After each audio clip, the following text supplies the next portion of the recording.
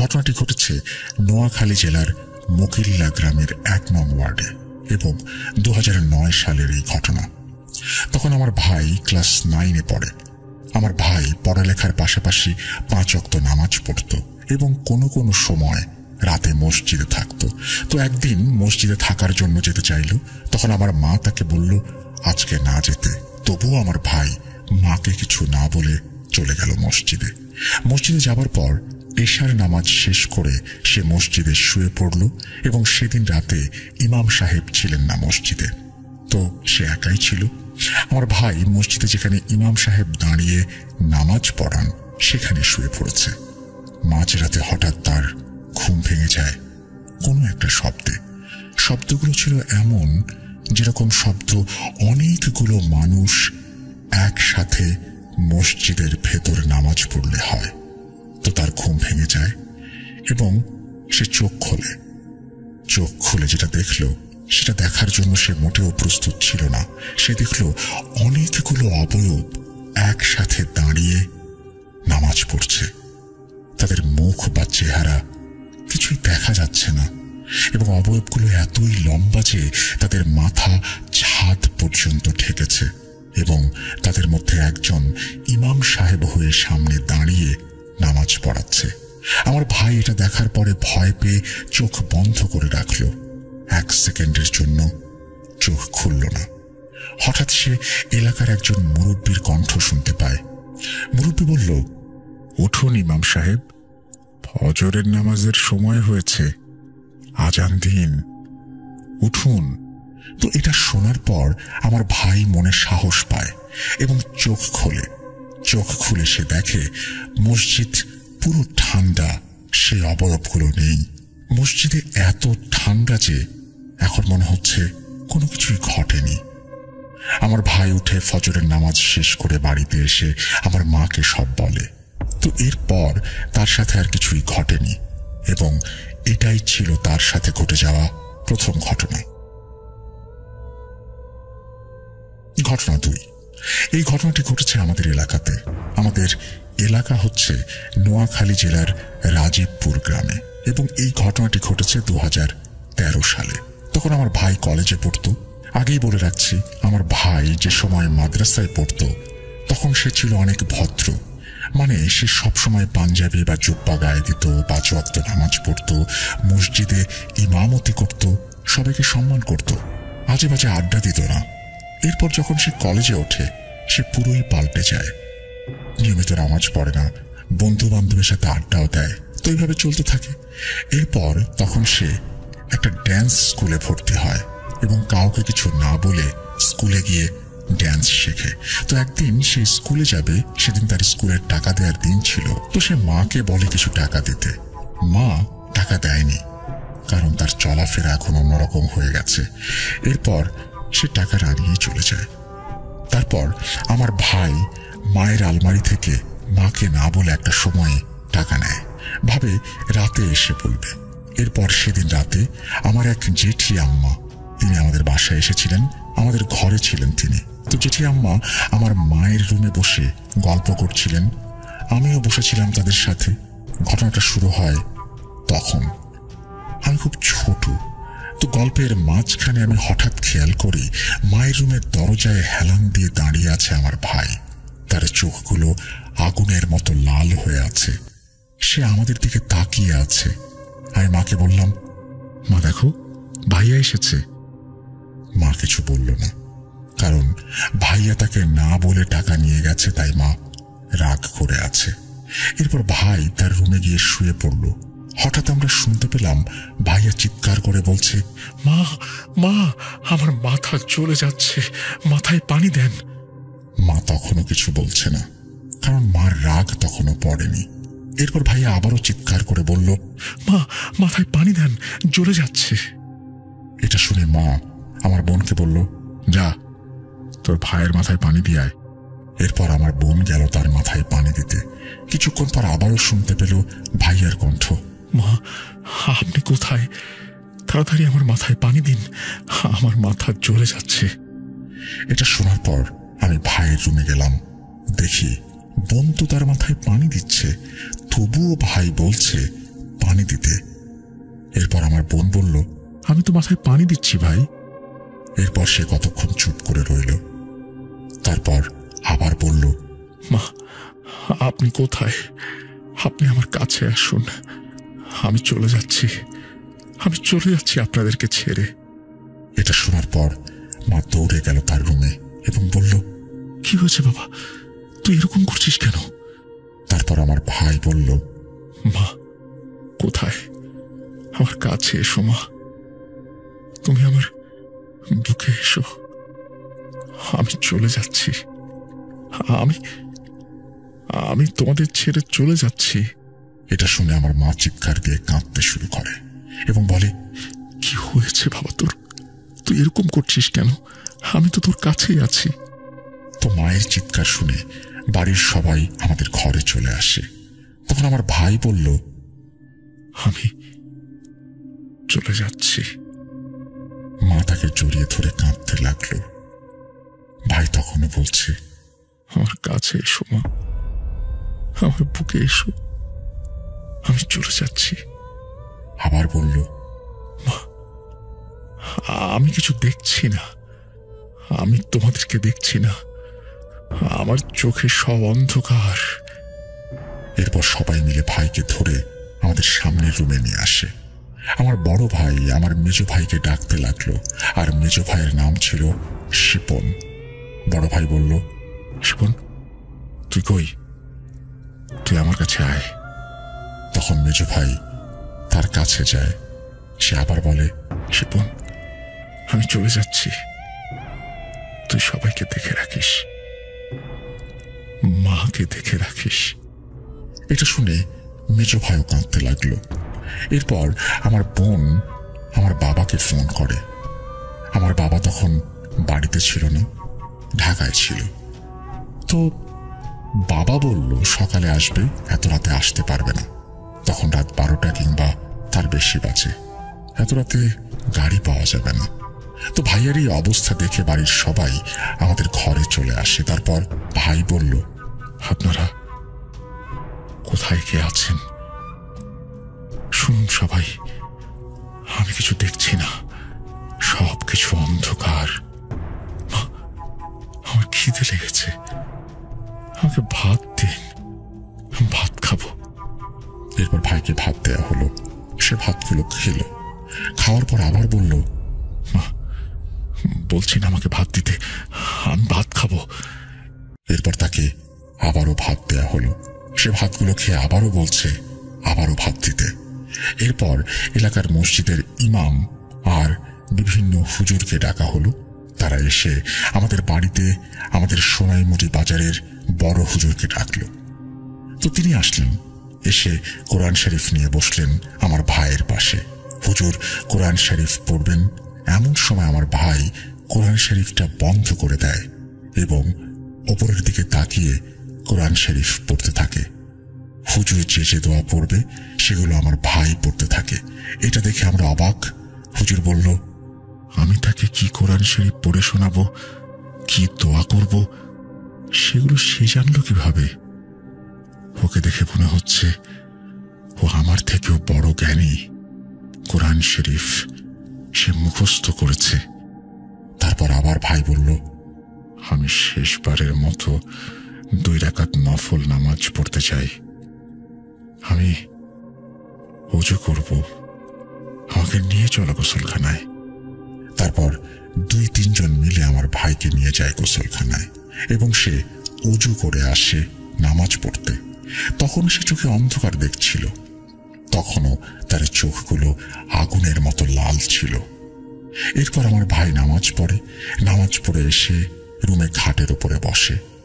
তারপর বলে, সবাই 5 ওয়াক্ত নামাজ পড়বে, সৎ পথে চলবে। সে বন্ধুদেরকে বলে, শোন, তোরা নামাজ পড়িস, হাতটা দিস না এভাবে।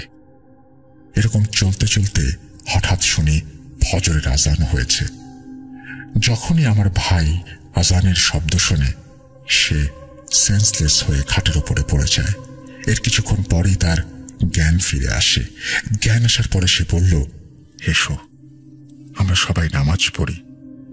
সবাইকে নিয়ে আমার ভাই মসজিদে যায় এবং ফজরের নামাজ পড়ে বাড়িতে আসে। বাড়িতে আসার পর যখন সবাই তাকে বলল কি হয়েছে তার সাথে গত রাতে, তখন আমার ভাই যা বলল তা শোনার জন্য আমরা কেউ প্রস্তুত ছিলাম না।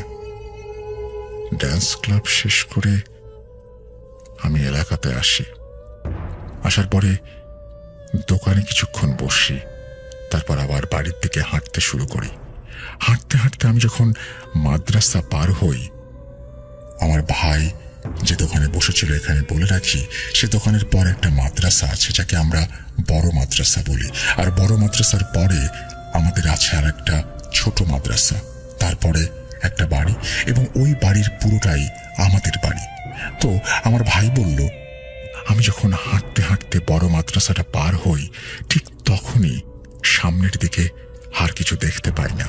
মানে আমি পেছনের দিকে সব দেখতে পাচ্ছি, কিন্তু সামনে নয়, সামনে শুধুই অন্ধকার। তারপর আমি মোবাইলের ফ্ল্যাশ লাইট চালাই। লাইট চালানোর পরে দেখি ফ্ল্যাশ লাইট দিয়েও কিছু দেখা যাচ্ছে না। এরপর আমার ফোনটা বন্ধ হয়ে যায়। তখন আমি ভয় পেয়ে যাই। এরপর সামনের দিকে ঘন অন্ধকারে হাঁটতে থাকি। হঠাৎ একটা ঠান্ডা শীতল বাতাস আমার গায়ে আসে। বাতাসটা গায়ে লাগতেই আমি দাঁড়িয়ে যাই এবং তখন আমার শরীরটা ভার হয়ে যায়। ভীষণ ঠান্ডা লাগে। আমি তখন প্রচন্ড ভয় পাই। এরপর আমি হঠাৎ শুনতে পাই কিছু শব্দ। কেউ একজন অদৃশ্য কেউ বলছে, মানে আমি কাউকে দেখছি না কিন্তু কণ্ঠ শুনছি, ইকবাল তুই ভালো হয়ে যা। আমি সবকিছু ছেড়ে দেব ভাবি, এবং আমি শুনতে পাই আর কোনো কণ্ঠ আসছে না। আমার শরীরটা হালকা হয়ে যায়। এখন আর কোনো বাতাস আমার গায়েও লাগছে না, কিন্তু সামনের দিকে সেই আগের মতোই ঘন অন্ধকার। এরপর আমি সামনের দিকে হাঁটতে থাকি। হঠাৎ মনে হলো আমার পেছন পেছন কেউ হেঁটে হেঁটে আসছে। আমি পেছন ফিরে দেখি, পেছনেও ঘন অন্ধকার, কেউ নেই। এটা দেখার পরে আমি প্রচন্ড জোরে একটা দৌড় দেই। তারপর আমি ঘরের সামনে চলে আসি।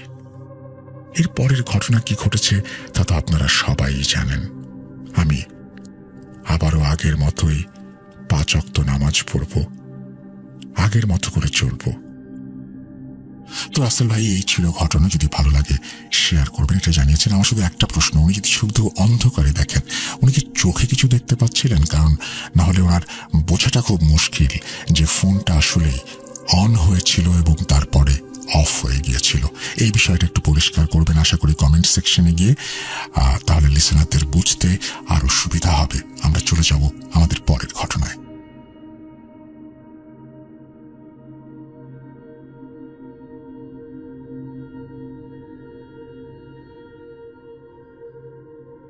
আপনারা সবাই ভালো আছেন এবং ভালোর তলে আছেন। আমরা ইমেল তো শুনলাম, এবং আমি বলেছিলাম যে বাংলাদেশের বিভিন্ন প্রান্ত থেকে আজকের ঘটনাগুলো সংগ্রহ করা, তো তার ব্যতিক্রম নিশ্চয়ই আপনারা দেখছেন না এখন পর্যন্ত। আমরা চলে যাব এখন অডিও ক্লিপে। চলুন কথা না বাড়িয়ে সরাসরি ঘটনায় চলে যাওয়া যাক। আসসালামু আলাইকুম রাসেল ভাই, আশা করি আপনি ভালো আছেন, ভালো তলেই থাকেন। সো আমার নাম হচ্ছে এমডি আলামিন হোসেন, বাসা হচ্ছে ঝিনাইদহ জেলা মহেশপুর থানাতে। সো আমি ভূতের ফেভারির সাথে আছি আপনার হচ্ছে 2013 সাল থেকে। সো আমি প্রত্যেকটা এপিসোডই আর কি ডাউনলোড করে শুনি। আগে হচ্ছে আপনার এফএমএ শুনতাম, বাট এখন ব্যস্ততার কারণে ডাউনলোড করে শুনি। তো এই ঘটনাটা আমি রেকর্ড করতেছি, এটা হচ্ছে আমার লাইফে প্রথম ফার্স্ট ঘটনা, যেটা হচ্ছে আমি আপনার কাছে পাঠাবো ইমেলের মাধ্যমে। তো আমি এর আগে কখনো ঘটনা পাঠাই নাই, খালি শুনেছি, কারণ আপনার মুখে ইমেল শুনতে খুবই ভালো লাগে। তো লেখা হয়তো ভালো লিখতে পারি না, তাই আর কি আমি একটা অডিও রেকর্ড করে পাঠাচ্ছি। তো কথা না বলে ঘটনায় চলে যাই। ঘটনা আমার কাছে বহুত ঘটনা আছে, তো আমার সাথে ঘটে যাওয়ার একটা ঘটনা আমি বলি। তো ফার্স্ট অফ অল যে ঘটনাটা বলবো, এটা একটা জিন সাপ রিলেটেড ঘটনা, ঠিক আছে? তো এটা হচ্ছে আমাদের এলাকাতেই। সো আমার আবার একটা এলাকাতে পরিচিত আছে যে এটাই আপনার হচ্ছে যে মাঝে মাঝে শোনা যায় নাকি রাস্তাতে যখন কেউ যায় গ্রামের লোক, তো একটি সাপ নাকি পায়ে পেঁচিয়ে ধরে। তা এমন হয়েছে আমিও শুনেছি, বা কখনো দেখা হয় নাই।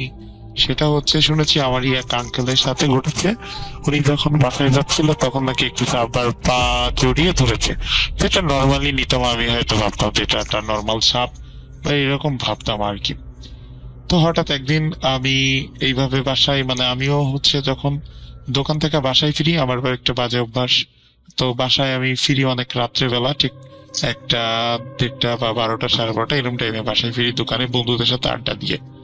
তো এটা আমি প্রতিনিয়তই করি। তো আমি ভাবতাম যে আমার সাথে কেন দেখা হয় না, যেটা আমি বলতাম, তো এরকম কিছু। তো একটা সময় হচ্ছে একদিন মজার ঘটনা, যেটা হচ্ছে আমি একদিন বসে, গরমের সময়, ঠিক আছে, তো সেটা হচ্ছে অনেক গরম। তো 12:30টার দিকে মানে লোডশেডিং হয়, তখন ফোনটা হাতে নিয়ে একটা স্মোক করার জন্য বের হই। তো এক সিগারেট একটা জ্বালিয়ে আর কি বের হয়ে সিগারেটটা টেনে শেষ করে আমি আবার রাস্তার পাশে বসে পা দুটা হচ্ছে একটু নিচে লাবাই দিয়ে বসে আপনার হচ্ছে আমি গেম খেলতেছিলাম, ফ্রি ফায়ার গেমটা। তো হঠাৎ ওই সময়টা আমি কিছুক্ষণ পর গেম খেলতে খেলতে কিছুক্ষণ পর পর আমি মানে একটু অনুভব করতে পারি যে আমার পায়ের উপর যে ঠান্ডা কিছুর একটা অনুভব করতে পারতেছে, একেবারে ঠান্ডা বরফের মতো। যখন আমি ওইটা দেখি যে তাকে একটা বড় সাপ, আর সেই সাপটা আকারে অনেক বড় হবে, তো আমার পায়ের উপর দিয়ে যাচ্ছে, তখন আমি ফ্রিজ হয়ে যাই, যেটা বলা যায় রাসেল ভাই। মানে ধমকে দাঁড়ায়, একদম ধম মেরে থাকি, কোনো কথা বলতে পারতেছি না, না পারতেছি লড়তে, এরকম একটা কিছু। তো সাপটা যখন চলে যায় তখন আমি মনে করেন যে হঠাৎ করে মানে ঝাঁপ মেরে উঠি। ওঠার পরে ভাবলাম যে কি হলো। তো সেই দিন আর তেমন কিছু হয় নাই। তো পরের দিন হচ্ছে আমি আবার মনে করেন যে ওই বাসায় ফিরতেছি, তখন আনুমানিক হইতে যে মনে হয় প্রায় রাত 12:30টার একটু বেশি হবে, 1টা বাজে এমন টাইমে। তো পৌনে 12টা বা এরকম টাইমে। তো ওই সময়টা আমি যখন আসতেছি, ঠিক ওখান দিয়ে এই সাপটা আমার সামনে দেখা। সো এটা হচ্ছে রাস্তার এই পাশ থেকে ওই পাশ, মানে রাস্তা বরাবর মাঝামাঝি। তো এটার মাথা দেখা যাচ্ছে না। তো এটা এত আকারে অনেক বড় দেখা যায় এটা। তো কয়েক সেকেন্ডের জন্য দেখলাম সাপটাকে। তো বেশ, এইভাবে দেখা হয়। তো আমি নর্মাল সাপ ভাবি, তা নর্মাল সাপ যাইতে পারে এত রাত্রে, তো আমি ভয় না পাই। তো ওই রাস্তায় যখন আমি আবার পরের দিন, তো এইভাবে আমার সাথে মনে করেন যে প্রায় 2-3 দিন মনে করেন যে একই ভাবে দেখা হচ্ছে। এইবার পার্ট টাইম আমার সাথে দেখা, ওই সময়টা আমি বাসায় আসার সময় এই সাপটা। তো আমি নর্মালি একদিন ভাবি যে এটাকে আমি মেরে ফেলবো, যেহেতু এটা সাপ। তো আমি হচ্ছে বাসা থেকে বের হচ্ছি, রাত্রে বের হওয়ার আগে একটা লাঠি ভেঙে তো আমি আবার এক জায়গায় থুয়ে দিই। তো আমি জানি এই পথে আসলে এটাকে যদি আজকে আমার সামনে পড়ে, তখন থেকে লাঠিটা নিয়ে যাব, যদি সামনে পড়ে তাহলে আমি মেরে ফেলবো। তো ওই সময়টা আমি রাসেল ভাই বিশ্বাস করেন, তো আমি লাঠিটা নিয়ে যেদিন আছি লাস্ট এরকম 5-6 দিন হওয়ার পরে, যখন লাস্টের দিন আমি যখন ওই লাঠিটা হাতে করে আগাচ্ছি, ঠিক ওই একই পজিশনে ওই সাপটা আমার সাথে দেখা। তো আমি তখন কি করছি রাসেল ভাই, তখন মনে করেন যে আমি সাপটাকে বাড়ি মারবো, যখন মনে হচ্ছে যে উপর থেকে কেউ লাঠিটা টেনে ধরে রাখছে, তো আমি বাড়ি মারতেছি না, তাকাই দিয়েছি। তো সাপটা ধীরে ধীরে চলে গেল, সেকেন্ডের ভিতরে হাওয়া হয়ে গেল। তখন হঠাৎ করে আমার সেন্স কাজ করলো, কিরে আমি এইভাবে এখানে কেন। পরে বুঝলাম যে কোনো কিছু একটা সামথিং ইজ রং, বা এখানে কোনো কিছু একটা হচ্ছে মনে হয় আমার সাথে। তো আমি এটা বেশি তোয়াক্কা না করে চলে আসলাম হাঁটতে বাসায়। তো বাসায় এসে শুইলাম। তো রাতে আর ওই দিন রাতে কোনো সমস্যা নেই। তো সমস্যাটা হচ্ছে এই পরের দিন রাতে থেকে আমার সাথে শুরু। তো পরের দিন রাতে থেকে শুরু হচ্ছে ব্যাপারটা এরকম। ও আরেকটু কিছু বলি না হলে বুঝবেন না। তো এই সময়টা ছিল যে তখন আমাদের হচ্ছে পাকা ঘর তৈরি হবে। তো আমাদের পুরাতন একটা বাড়ি ছিল বাগানের ভিতরে, তার মানে আমাদের ঘরের সামনে থেকে একটু বাগান সাইডে। তো বাগান সাইডে হচ্ছে ওটা, সাইডে হচ্ছে ঘাস বাগান। তো ফাঁকা বাড়ি। তো আমি আব্বুরা ওনারা হচ্ছে ভিতরের রুমে, আর আমি বাইরে খাটে শুয়ে পাচ্ছি। তো আমার ওই হচ্ছে আপনার ঘাস ফুলের দিকে আর কি, বাগানের দিকে মুভ করা, আর এইদিকে মুভ করা। তো আমি ঘুমাইলে ওদের স্বপ্নে দেখি যে অনেকগুলো সাপ আমার আশেপাশে ঘুরতেছে, আমার এই ডাকতেছে। এরকম 2-3 দিন স্বপ্ন দেখার পর লাস্টের দিন, প্রায় 4 দিনের দিন, হঠাৎ এটা মনে করেন যে রাসেল আমাদের খাট থেকে টান দিয়ে লাগাইছিলাম, মনে করেন ওই বাগানের দিকে টেনে নিয়ে চলে আসতে। যখন আমি অনেক ছটফট করার পরে যখন জোরে চিলে দিয়ে বাসার সবাই উঠে আসে, কি হয়েছে। তো আমি বললাম যে এই ব্যাপার, যে এই সমস্যা। আমার কিছু হয় না, আমি একটু ভয় পাইছি, আমি কোনো কিছু উল্টাপাল্টা স্বপ্ন দেখছি, ঘুমের ঘরে আমি সেটা এড়াই যাই, বলি না। তো না বলার কারণে একদিন, তারপরের দিন সকালবেলা আমি হচ্ছে, সো আবার আবার একটা কাকি আছে, ওনার গায়ে আবার জিন আছে, বাট ওনার গায়ে জিন আসর করা আছে এটা আমি আগে থেকে জানতাম। তো এবার মনে করেন যে ওনাদের বাড়ির পিছনে ওখানে আবার একটা দোকান আছে, তো আমি দুপুর টাইমে বিকেল টাইমে দোকানটায় গেছি, গিয়ে ওখানে দোকানটা সাইডে দাঁড়ায় আছি।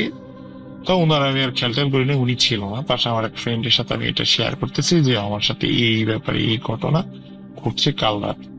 এবং উনি হঠাৎ করে দেখলাম যে চোখ মুখ লাল করে এসে আমার গলা টিপা ধরছে, ধরে বলতেছে, এই তুই কি মারতে গেছিলি? সাপ মারতি? সাপ তোর জীবনের মতো ওই দিন রাতে শেষ করে দিত।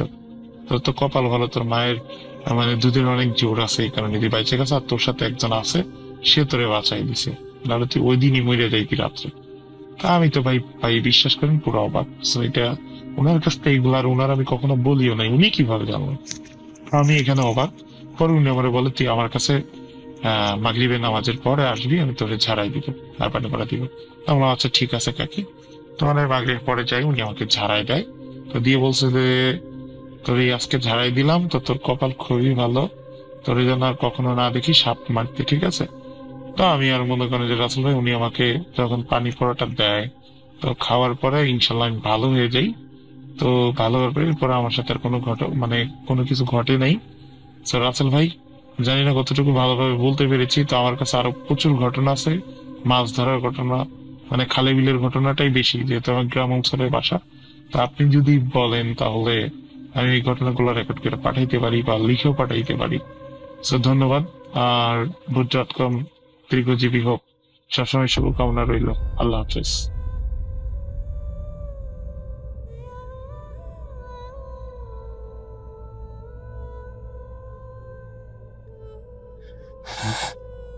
Hood.com. The fear returns with Russell. Welcome back. আপনাদের সবাইকে স্বাগত জানাচ্ছি আমি রাসেল। আশা করছি আপনারা সবাই ভালো আছেন এবং ভালোর দলে আছেন। আমিও ভালো আছি এবং ভালোর দলে আছি। আরো একবার কথা না বাড়িয়ে সরাসরি চলে যাচ্ছি ঘটনায়। আশা করছি এই ঘটনাটি আপনাদের ভালো লাগবে। চলুন, যেভাবে লেখা আছে সেভাবেই ঘটনাটি পড়ে শোনাই আপনাদের। আসসালামু আলাইকুম রাসেল ভাই ও প্রিয় শ্রোতা বন্ধুরা, কেমন আছেন আপনারা? আমি মোহাম্মদ সাবিত আলম লিখছি ময়মনসিংহ বিভাগ থেকে।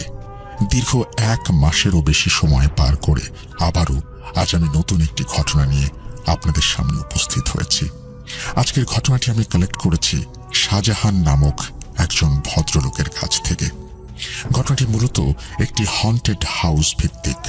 কথা না বাড়িয়ে শাহজাহান সাহেব আমাকে যেভাবে ঘটনাটি বলছেন আমি সেভাবেই আপনাদের সামনে উপস্থাপন করছি এবং অনিচ্ছাকৃত ভুল ত্রুটির জন্য ক্ষমা প্রার্থনা করছি। বলছেন শাহজাহান। আসসালামু আলাইকুম, আমার নাম শাহজাহান। আমি যে ঘটনাটি বলতে এসেছি সেটি আমার নিজের বাড়ি কেন্দ্রিক একটা সত্য ঘটনা, যার রেশ আমি আজও ভুলতে পারিনি। সেই সব মুহূর্ত যেগুলো আমাকে ভেতর থেকে একদম দুর্বল ও ভয় পাইয়ে দিয়েছিল এক নিমিষেই। আমরা সবাই সিলেট থেকে চট্টগ্রামের অক্সিজেন নামক জায়গায় চলে এসেছিলাম আমার কাজের সূত্রে। আমি অক্সিজেনের কোনো এক জায়গায় নতুন একটা বাড়ি কিনে নিয়েছিলাম। আমার পরিবার ছিল আমার স্ত্রী আর 2 সন্তান। আমাদের 2 তলা বাড়ি। পরিকল্পনা ছিল ছেলেরা বড় হতে হতে বাড়িটা 10 তলা ফাউন্ডেশন দিয়ে ওপরের তালা দুটো সন্তানদের জন্য রাখবো, আর নিচে আমি আর আমার স্ত্রী থাকবো। বাড়িটা আমরা নিজেরা কিনেছিলাম, আর কেনার পরে একদম পরিপাটি করে সাজিয়েছিলাম। এলাকাটা ছিল আমাদের জন্য একদমই নতুন। আশেপাশে মানুষের বসতি মোটামুটি ভালোই ছিল। কপাল ভালো ছিল যে ঠিক যেদিন আমরা ওখানে শিফট করলাম তার পরদিনই করোনা মহামারীর বড়সড় নিউজ আসতে শুরু করলো। এমনকি লকডাউনের কথাও কানে ভাসতে লাগলো। কেমন যেন অজানা এক শঙ্কা ঘিরে ধরেছিল এই মহামারীর জন্য। তাই আমরা বাড়তি সতর্কতার সাথে বাড়িঘর পরিষ্কার পরিচ্ছন্ন রাখতাম। তখনও সেখানে তেমন করোনার কেস ছিল না। আমার স্ত্রী বেশ চিন্তিত ছিল বাচ্চারা এখানে থাকলে যদি সমস্যা হয়, তাই সে বাচ্চাদের নিয়ে আমার ও তার হোম টাউন সিলেটে চলে যেতে চেয়েছিল। আমি তাকে বললাম, তুমি বাচ্চাদের নিয়ে যাও, আমি এখানে একা থাকবো, কোনো সমস্যা হবে না। আমার স্ত্রী বহুবার বলেছে তার সঙ্গে যেতে, কিন্তু আমি রাজি হইনি। শেষে সে বাচ্চাদের নিয়ে একাই চলে গেল সিলেটে। এখন বলি, কেন আমি একা থাকতে চেয়েছিলাম? আমি ছিলাম সিনেমার পোকা। সত্যি বলছি ভাই, আজও আমি আমাকে কয়েকশো সিনেমা দিয়ে 1 বছর ঘরবন্দি করে রাখতে পারি। আমি দারুণ আনন্দেই থাকবো সেখানে। বিয়ের পরে তো এসব শখ আহ্লাদ অনেকটাই কমে গিয়েছিল, ঘরের নিয়ম কানুনের জন্য বিশেষত। ডাক্তারের কাছে যাওয়া ছাড়া আর কোথাও তেমন যাওয়া হতো না আমার। বিয়ের পর এই প্রথমবার আমার স্ত্রী আর বাচ্চারা আমাকে একা রেখে নানা বাড়ি গেছে। অফিসও চলছে এখন ঘর থেকে। ভাবলাম আমি কিছু প্ল্যান করি এই মুক্ত জীবনের কিছুদিনের জন্য। অথচ আমি কি জানতাম, সবাই চলে গেলেও এই ঘরে আমি একা নই, অন্য কেউ আছে। সেও তার মতো করে কিছু একটা প্ল্যান করছে। আমি অনেক সিনেমা দেখতাম বিধায় আমার একটা ভালো চেয়ারের খুব দরকার ছিল। আমি নিজে অনলাইনে অর্ডার করে একটা সুন্দর সোফা কিনে ফেললাম। সেটাকে এলইডি টিভির সামনে রেখে দিলাম। এবার আমি সিনেমা দেখব 80 ইঞ্চি টিভির ফুল এইচডিতে। সেদিন রাত 8টা পর্যন্ত অফিসের কাজে ডুবেছিলাম। তারপর ফ্রিজ থেকে একটা কোক বের করলাম, হাতে চিপস নিয়ে আরাম করে বসে পড়লাম সোফায়। সোফার জায়গাটা এমন ভাবে সাজিয়েছিলাম যেন সিনেমা হলে বসে আছি। এরপর শুরু করলাম আমার প্রিয় ক্যাপ্টেন আমেরিকা। এটাই আমার শান্তির জগৎ। যারা সিনেমা ভালোবাসেন তারা বুঝবেন এর মর্ম। মনে হচ্ছিল স্বর্গে আছি। ঘর খালি, অফিসের টেনশন নেই, কোনো ঝামেলা নেই। একটার পর একটা সিনেমা চলছিল। ওই দিন প্রথম সিনেমা শেষ হতেই দ্বিতীয়টা শুরু করলাম, সেটা শেষ হতেই তৃতীয়টা। এভাবে সিনেমা দেখতে দেখতে রাত 3:30 বেজে গেল। তখনও খাওয়া হয়নি।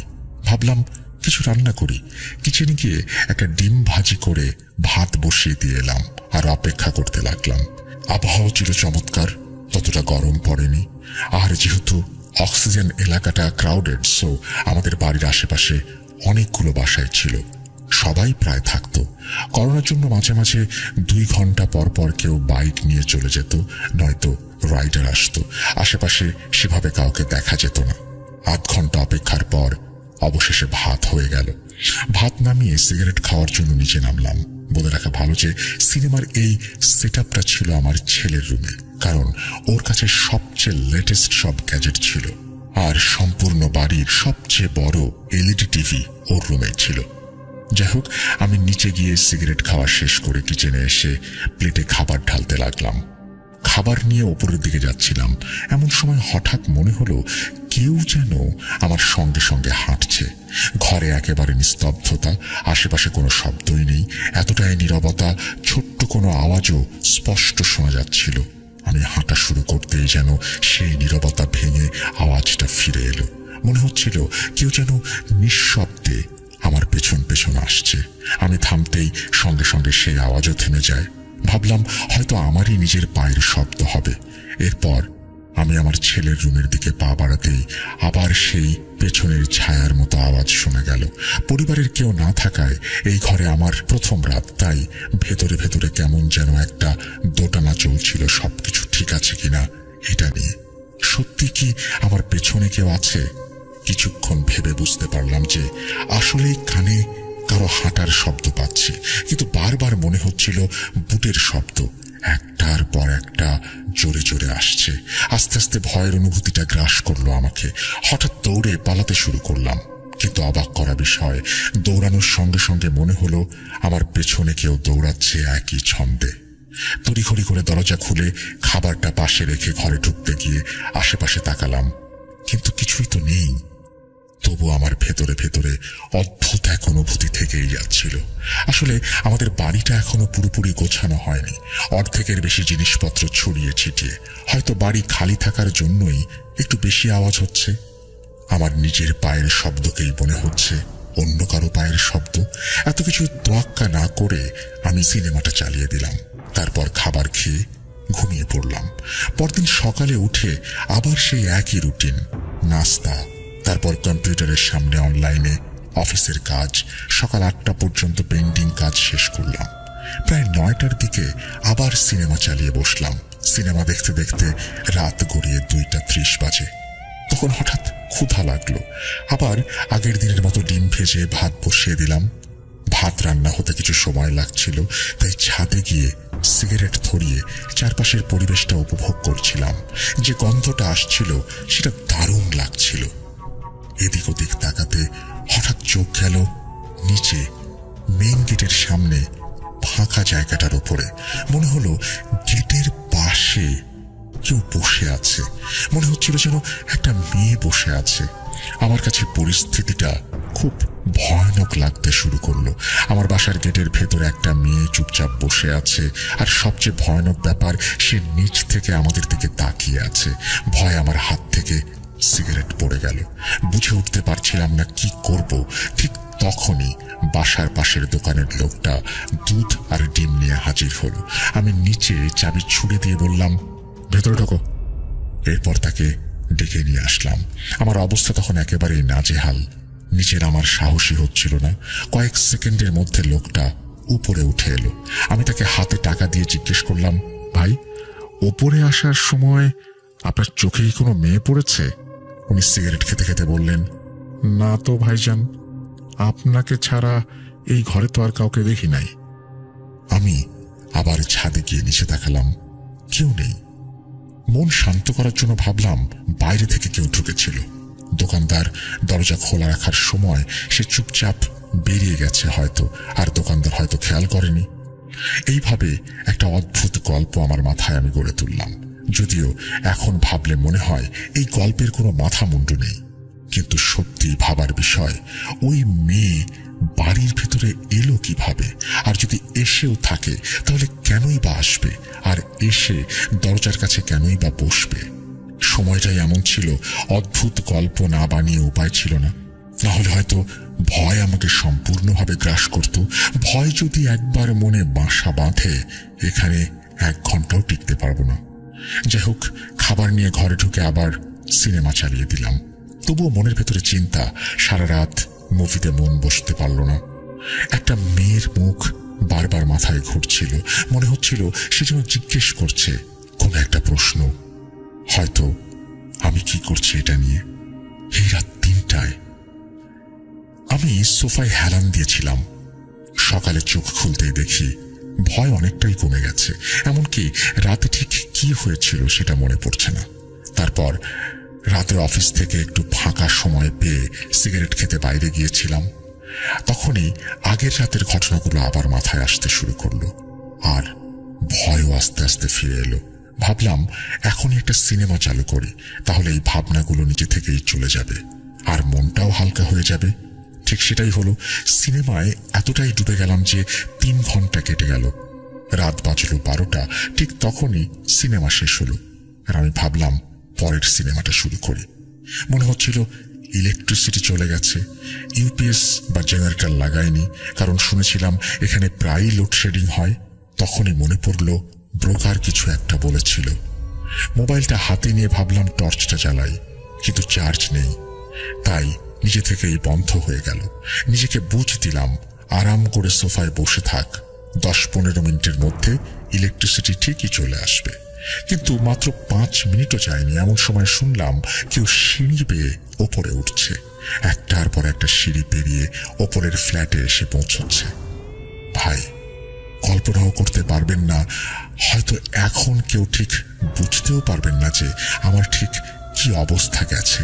চারিদিক অন্ধকার, এমন অন্ধকার যে কোথাও 1 ফোঁটা আলো নেই। পাশের বাড়িগুলো যেন অদৃশ্য, আর চারপাশে এমন নিস্তব্ধতা যেন মানুষের অস্তিত্ব নেই বললেই চলে। মনে হচ্ছিল কিছু একটা হয়ে গেলে যদি আমি চিৎকারও করি, কেউ শুনতে আসবে না। সেই ভয়টা আস্তে আস্তে মাথায় চেপে বসেছিল। মনে হচ্ছিল কেউ একজন বাইরে থেকে এসে দরজার সামনে ঠিক দাঁড়িয়ে আছে, কারণ তখন পায়ের শব্দটা থেমে গেছে। পরের মুহূর্তে যেটা হলো সেটা আমার শরীর কাঁপিয়ে দিল, কারণ স্পষ্ট শুনতে পেলাম কোনো এক নারী দরজার কাছে দাঁড়িয়ে আমার নাম ধরে ডাকছে। তারপর টুপটাপ শব্দ, আর সঙ্গে সঙ্গে কেউ দরজায় টোকা দিতে লাগলো। ভয়ে আমার হার্ট অ্যাটাক হচ্ছিল। পরে প্রায় অচেতন হয়ে যাচ্ছিলাম। ঠিক তখনই ইলেকট্রিসিটি চলে এলো। একটু সাহস ফিরে পেলাম। ভয়ে ভয়ে দরজাটা খুললাম, কিন্তু বাইরে কেউ নেই। বুঝলাম যা হওয়ার সেটা ঘরের মধ্যেই হয়েছে। সিগারেট হাতে নিয়ে ভাবলাম বাইরে গিয়ে একটু হাঁটি, তাহলে ভয়টা কিছুটা কমবে। সিগারেট নিয়ে সিঁড়ির দিকে গেলাম, পেছন পেছন যাচ্ছিলাম। দরজার কাছে গিয়ে বাইরের রাস্তায় বের হলাম। সারাটা রাত সিগারেট খেতে খেতে হাঁটলাম। ভোরের আলো ফুটতেই একটু সাহস ফিরে পেলাম, আর ফিরে এসে ঘুমিয়ে পড়লাম। দিন তখন দুপুর 12টা। কাল রাতের কথা ভেবে চোখে পানি চলে এসেছিল। বুঝতে পারছিলাম না কোথায় যাব আর কোথায় গিয়ে রাতে থাকব। সমস্যা ছিল, বউয়ের সামনে তো সবসময় বড় বড় কথা বলি। যদিও ও মজা করে বলতো, তুমি আমার সঙ্গে চলো, একা একা বাসায় ভয় লাগবে। কিন্তু প্রতিবারই আমি বাহাদুরি দেখিয়েছি, গল্প শুনিয়ে ওকে নিশ্চিত করেছি। ও চুপচাপ চলে গেছে। আর এখন বউকে সব বলতেই লজ্জা লাগছিল। এই দ্বিধাদ্বন্দ্বেই ভুগছিলাম। লজ্জা ছিল, আবার যদি শ্বশুর বাড়ি যেতাম সেটাও একটা সমস্যা। না জানি ওরা কি ভাবে। ওয়েদারটা গরম ছিল, ওখানে ভালোই গরম পড়েছিল। এরপর আমার সঙ্গে এমন একটা ঘটনা ঘটল যেটার পর আমি আর কিছু ভাবিনি। রাতারাতি নিজের ঘরকে সিনেমার সেট বানিয়ে ফেললাম। আপনারা প্লিজ মন দিয়ে শুনুন। সেদিন রাত মোবাইলটা ফুল চার্জ দিয়ে রেখেছিলাম, যেন লোডশেডিং হলেও আমাকে অন্ধকারে ভুগতে না হয়। আগে ভাগে খাবার অর্ডার দিয়ে রেখেছিলাম, যেন রাতে বের হতে না হয়। রাত 9টার মধ্যে একটা সিনেমাও চালিয়ে দিয়েছিলাম, কিন্তু ভেতরে ভেতরে মনে হচ্ছিল আজ বড় একটা কিছু ঘটবে। সিনেমা শুরু হতে আমি এমন ভাবে সোফায় আটকে গেলাম যেন চারপাশের সবকিছু একেবারে হারিয়ে গেল। হঠাৎ আমার এলইডি টিভি বন্ধ হয়ে গেল। তখন সিনেমাটা মাত্র 2 ঘন্টা পার করেছি, 1 ঘন্টা তখনও বাকি। আমি এলসিডির দিকে তাকিয়েছিলাম, ভাবছিলাম হঠাৎ কি হলো। তাকিয়ে থাকতে থাকতে নিজের প্রতিবিম্ব দেখতে পেলাম। আমি সোফায় বসে এলসিডি বন্ধ হওয়ার কারণ খুঁজছিলাম। ঠিক তখনই দেখলাম ওই প্রতিবিম্বে কেউ যেন আমার সোফার পেছনে আসছে। এরপর আমি সেই সোফায় এসে সোফার পেছনে দাঁড়িয়ে পড়লাম। তার উপস্থিতি টের পেয়ে আমার নিঃশ্বাস বন্ধ হয়ে আসছিল। সব কিছু দেখছিলাম, কিন্তু সাহস হচ্ছিল না পেছনে ঘুরে দেখার। এলসিডির দিকে তাকিয়ে ভাবছিলাম কে দাঁড়িয়ে আছে আমার পেছনে। সে একজন মহিলা, যাকে গেটের সামনে বসে থাকতে দেখেছিলাম। তিনি সোফার পেছনে দাঁড়িয়ে আমার দিকে তাকিয়েছিলেন। কয়েক সেকেন্ডের জন্য আমি যেন অচেতন হয়ে পড়েছিলাম, আর কোনো সংশয় থাকলো না। সে যেন আমার দিকে তাকিয়ে সতর্ক বার্তা দিচ্ছিল, এখান থেকে চলে যাও। আমি বাড়ি লক করে দিলাম। আর কিছু ভাবতে পারিনি। এক প্রকার পাগলের মতো দৌড়ে ঘর থেকে বেরিয়ে গেলাম। পথে ছিনতাইয়ের ভয় ছিল, তবু অনেক কষ্টে আমি বাস স্ট্যান্ডে চলে গেলাম। রাতে বাসে যখন বসলাম তখন অবসাদে আমার ঘুম চলে এলো। আমি স্বপ্নে দেখলাম যে সেই নারীর অবয়বের মুখে রক্ত। আমার ছেলেরা মেঝেতে নিথর হয়ে পড়ে আছে, ওদের গলা কাটা। আমার স্ত্রী, তার কোটরে চোখ নেই। নারী অবয়বটা আমার কাছে এসে আমার গলায় ধারালো ছুরির মতো নখ বসিয়ে দিল। বাঁচতে চাইলে চলে যাও, এটা আমাদের বাড়ি। ঘুম ভাঙতেই দেখলাম চলে এসেছি সিলেটে। সব কষ্টের পথ পেরিয়ে যখন সিলেটে পৌঁছালাম তখন মনে এক ধরনের স্বস্তি এলো। সকাল সকাল পরিচিত হুজুরকে কল দিয়ে সবকিছু জানালাম। উনি বললেন, শাহজাহান ভাই, এই বাড়িতে জিনের বাস আছে, এখানে থাকা ঠিক হবে না, জলদি চলে যান। আমি বাড়ির পুরাতন মালিককেও কল করলাম। উনি আমার কথা শুনে আমার কাছে ক্ষমা চাইলেন আর বললেন ওই বাড়িতে ওনার বড় মেয়ে নাকি সুইসাইড করেছিল। আমি পুরাতন মালিককে আর কিছু বললাম না। শত হলে বেচারার মেয়ে মারা গেছে। তিনি আরো বলেছিলেন ওনার বড় মেয়ে নাকি কালো জাদুর প্র্যাকটিস করত বাড়িতে। এরপর শ্বশুর বাড়ি গিয়ে বউকে সব খুলে বললাম। সে বলল, এই বাড়িটা দ্রুত বিক্রি করে দাও, এত খারাপ পরিস্থিতিতে বাচ্চাদের নিয়ে ওই বাড়িতে থাকা নিরাপদ না। ব্রোকার ছিল আমার বন্ধু, তাকে বললাম বাড়িটা বিক্রি করতে। সে আমার বাড়িটা জলদি বিক্রি করিয়ে দিল। আর এরপর কোভিডের পরিস্থিতি একটু স্বাভাবিক হতেই আমি নিউ মার্কেট এলাকায় একটা বাসা নিলাম। এবার আমার বাসার পূর্ব ইতিহাস সবকিছু ঘেটে ঘুটে তারপর বাসাটা কিনেছি। আল্লাহর রহমতে নতুন বাসায় আমাদের সাথে আর কোনো সমস্যা হয়নি। এই বলে শাহজাহান সাহেব ওনার ঘটনা শেষ করেন। ধন্যবাদ প্রিয় লিসেনার্স, মনোযোগ দিয়ে ঘটনাটি শোনার জন্য। হন্টেড হাউসের ঘটনা আমি আগে কখনো এভাবে শেয়ার করিনি। যদি ভালো না লাগে আমাকে ক্ষমা করবেন। আপনাদের সকলের সুস্থতা কামনা করছি এই বলে সাবিত আলম তার ঘটনা শেষ করেছেন। সাবিত আলম, আপনাকে অসংখ্য ধন্যবাদ এরকম চমৎকার একটা ঘটনা আমাদের উপহার দেওয়ার জন্য। আমরা চলে যাব আমাদের পরবর্তী ঘটনায়।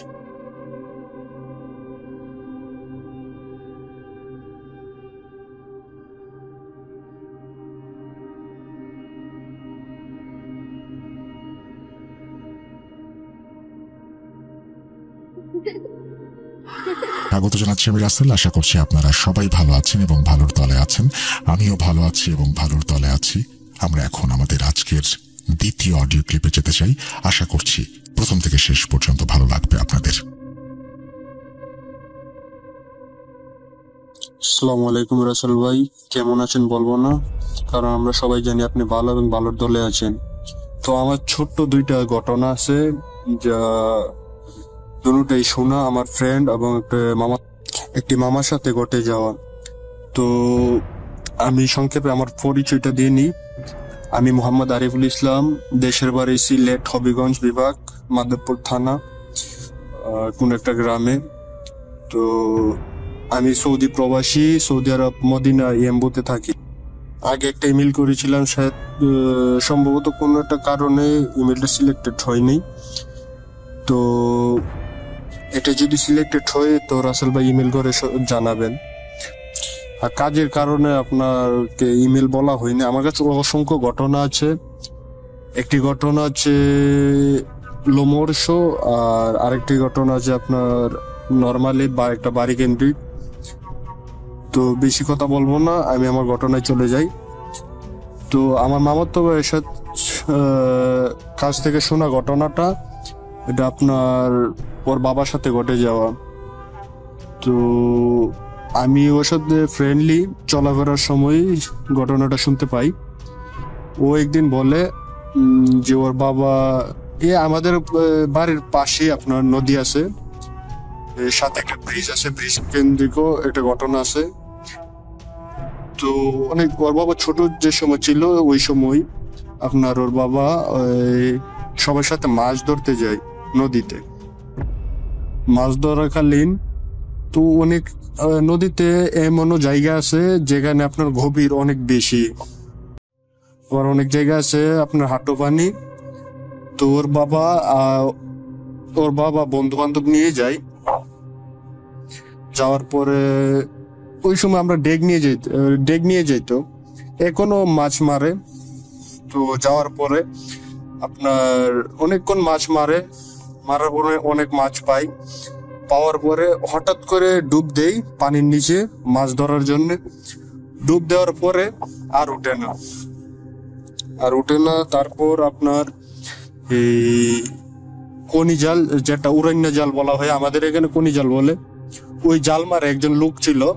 তো সে তৎক্ষণাৎ ওই জায়গায় মধ্যে জাল মারার ফলে প্রথমে উঠে না, দ্বিতীয়বার উঠে না, তৃতীয়বার উঠে না, পঞ্চমবারের মাথায় সেই জালটা উঠে, সে জালে উঠার পরে আপনাকে আল্লাহর রহমতে জীবিত ছিল। তারপরে বাসায় নিয়ে আসার পর অনেক হুজুর কবিরাজ দেখায়, কাম হয় না, ওরা কিছু বলতে পারে না।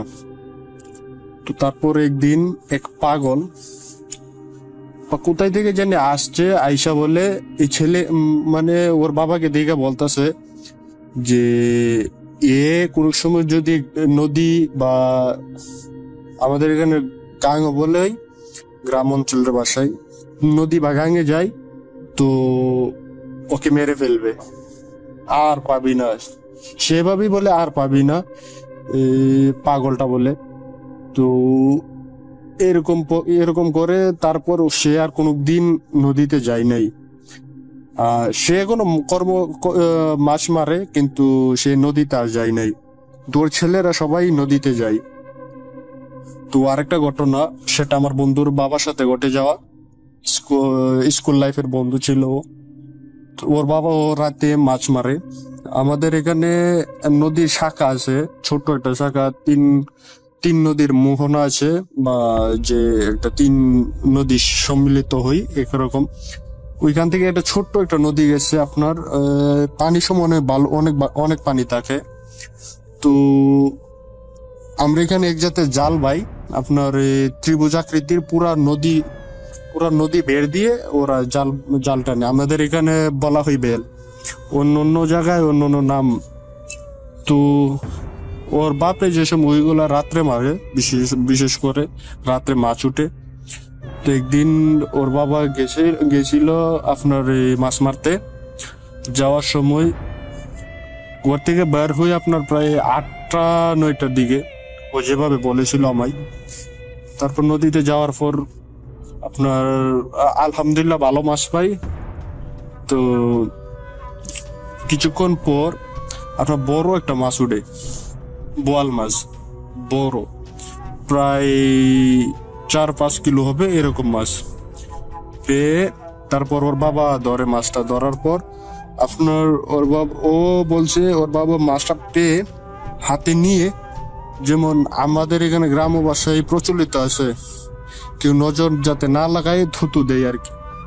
বা আপনার এটা খারাপ ভাবতে পারেন, কিন্তু একটা গ্রাম্য ভাষায় বলা হয় যাতে নজর না লাগে, এই কারণে। তারপর থুতু দেওয়ার পরে মাছটা রাখে। তারপর কিছুক্ষণ প্রায় রাত 3টা-4টার দিকে ও বাড়িতে আসে। আসার সময় একটা আওয়ার পাড়ি দিতে হয়, 4-5টা 10টার মতন ক্ষেত আছে বড়ই। তারপর এই জায়গাটা পাড়ি দিয়ে ও বাসায় আসতে হয়। তো আসার সময় যে সময় মাছ খেতে আসে, বা এই যে নদীর থেকে পাড়ি দূর হচ্ছে যে মাছ রাস্তায় আসে। তো ওখানে আসার পর ও দেখতে পাই কি একটা অবয়ব, 4 ঠ্যাং মাটিতে দেখা যায় কিন্তু মাথা দেখা যায় না। তো এরকম দেখার পর ও দোয়া আজকার পরে দোয়া কালাম পড়তেছিল এবং আয়াতুল কুরসি পড়তেছিল। বিশেষ করে ওই থুতু দেওয়ার কারণে মাছের উপরে ওর যে লোভ ছিল না, ওইটাই ইয়ে করে দিছে। তারপরে আলহামদুলিল্লাহ ওই সময় ওর আর কিছু হয় নাই। তো এই ছিল আমার ঘটনা রাসেল ভাই। যদি সিলেক্টেড হয়ে জানাবেন। আর বিশেষ করে আমি সৌদি আরব প্রবাসী, সৌদি আরবে কর্মরত আছি। যদি সিলেক্টেড হয়ে জানাবেন। আমার কাছে অনেক ঘটনা আছে, আমি ইনশাল্লাহ চেষ্টা করবো দেওয়ার। যদি ভাই এটা সিলেক্টেড হই তাহলে আমি আমার আরেক খালু এবং ভাইয়ের সাথে ঘটে যাওয়া একটা লোমহর্ষক ঘটনা বলবো।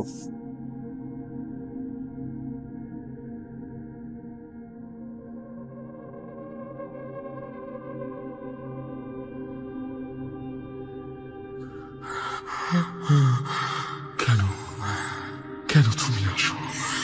আমি শুধু তোমার সাথেই থাকতে চাই। কিভাবে সম্ভব? মৃতদের এই পৃথিবীতে থাকতে নেই। তুমি তুমি চলে যাও প্লিজ, চলে যাও। সবটাই কি ইলুশন, নাকি অন্য জগতের কেউ কখনো হাজির হয়ে যায় চোখের পলকে? ভূত.com with Russell। আরো একবার আপনাদের সবাইকে স্বাগত জানাচ্ছি আমি রাসেল। আশা করছি আপনারা ভালো আছেন, ভালোর তলে আছেন। শুরুতেই বলেছিলাম আজকের ঘটনাগুলো এসেছে বাংলাদেশের বিভিন্ন প্রান্ত থেকে। শুক্রবারে আপনারা শো শোনেন, অনেকে হয়তো এটাও জানেন যে বৃহস্পতিবারে আমাদের আরো একটি শো হয়। কিন্তু আপনারা নিশ্চয়ই এটা জানেন না যে এর বাইরেও আমরা কত কিছু নিয়ে আসি প্রতিদিন আপনাদের জন্য। তাই আমাদের চ্যানেলটি সাবস্ক্রাইব করুন এবং আপনার বন্ধুদের সাথে এই চ্যানেলটি শেয়ার করুন।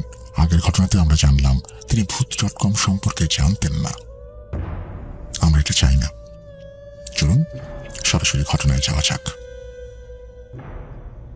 নদী শব্দটি শুনলেই কল্পনায় চলে আসে প্রকৃতি, মায়ের কোলে জাগ্রত একটি শিশুর কথা। কখনো অজস্র কান্নার স্রোতের ন্যায় বয়ে চলে, আবার কখনো শান্ত শিশুর মতো ভীষণ নিশ্চুপ। কিন্তু কখনো কি ভেবেছেন একটি মরা নদী যার কোনো স্রোত নেই, কোনো পানি নেই, সেটাই মানুষের মৃত্যুর কারণ হয়ে দাঁড়ায়? আসসালামু আলাইকুম রাসেল ভাই ও প্রিয় লিসেনার্স, আশা করি আল্লাহর অশেষ সহমতে ভালো আছেন এবং সুস্থ আছেন। এটা ভূত.com-এ পাঠানো আমার প্রথম ঘটনা। ঘটনাটির সাথে সরাসরি যুক্ত থাকায় ঘটনাটি অনেক লম্বা। যেহেতু জীবনে প্রথম ঘটনা লিখতে বসেছি, তাই সাজিয়ে লিখতে পারবো কিনা জানি না। যতটুকু সম্ভব সাজিয়ে বলার চেষ্টা করব। ভুল ত্রুটি ক্ষমা সুন্দর দৃষ্টিতে দেখবেন। অনেকেই তাদের মূল্যবান সময় দিয়ে ঘটনাটি শুনতে এসেছেন, তাই আর দেরি না করে ঘটনায় যাব। আমি মোহাম্মদ আশিকুর রহমান অমিত বলছি কুষ্টিয়া জেলার অন্যতম সুন্দর ও ছোট্ট একটি গ্রাম বাঁশগ্রাম থেকে। আমি একজন ঘোস্ট ইনভেস্টিগেটর এবং আমাদের প্রায় 13 জনের একটি টিম আছে। আমাদের একজন ওস্তাদ আছে। আমরা প্রায়ই প্যারানর্মাল জায়গায় সন্ধান করি এবং সেখানে গিয়ে ভৌতিক কোনো বিষয় আছে কিনা এগুলো নিয়ে ইনভেস্টিগেশন করি। জীবনে এই ছোট্ট বয়সে আমি অনেক কিছু দেখেছি যা হয়তো কেউ দেখতে চাইবে না। আমাদের গ্রামটি এই ডাকুয়া নদীর পাড় ঘেঁষে দাঁড়িয়ে আছে। ডাকুয়া নদীটি কুষ্টিয়ার গড়াই নদীর একটি ছোট্ট শাখা এবং নদীটা প্রায় এতটাই মৃত যে বর্ষাকাল আসলেও কোমরের বেশি পানি ওঠে না। গ্রীষ্মের গরমে নদীটা শুকিয়ে কাঠ হয়ে যায় এবং আমরা সহ অনেকেই সেখানে পিচ কেটে ক্রিকেট খেলি।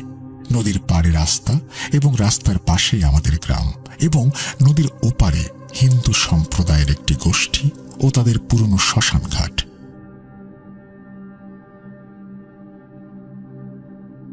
ঘটনার সূত্রপাত হয় 2024 সালের জুলাই মাসে। আমাদের গ্রামের একজন অটো চালক, তার নাম রহিম, তার একটি ছেলে ছিল, তার নাম রতন। বয়স আনুমানিক 7 থেকে 8 বছরের মতো হবে। একদিন বিকেলে ছেলেটি তার একটি ফুটবল নিয়ে খেলতে বের হয়। বাড়ির পাশে একটা খোলা জায়গায় যায় সে, যেখান থেকে নদীটা অনেকটাই দূরে। কিন্তু সন্ধ্যা গড়িয়ে রাত নেমে আসলেও ফিরে আসে না রতন। বাড়িতে না আসায় রতনের মা খুঁজতে বের হন তাকে, কিন্তু অনেক খোঁজাখুঁজির পরেও পাওয়া যায় না। খুঁজতে খুঁজতে রাত আরো গভীর হয়ে যায়। নদীতে তখন কোমর পানি। কিছুক্ষণের মধ্যেই পুরো গ্রামের লোকজন একত্রিত হয়ে খোঁজ করতে শুরু করে রতনের, কিন্তু কোথাও পাওয়া যাচ্ছে না তাকে। এমনকি নদীতেও খোঁজ নিয়ে কিছুই পাওয়া যায় না। কিন্তু এই যে এত কিছু করা হলো, তার যে চিহ্ন মাত্র নেই, এটা মেনে নেওয়া কঠিন।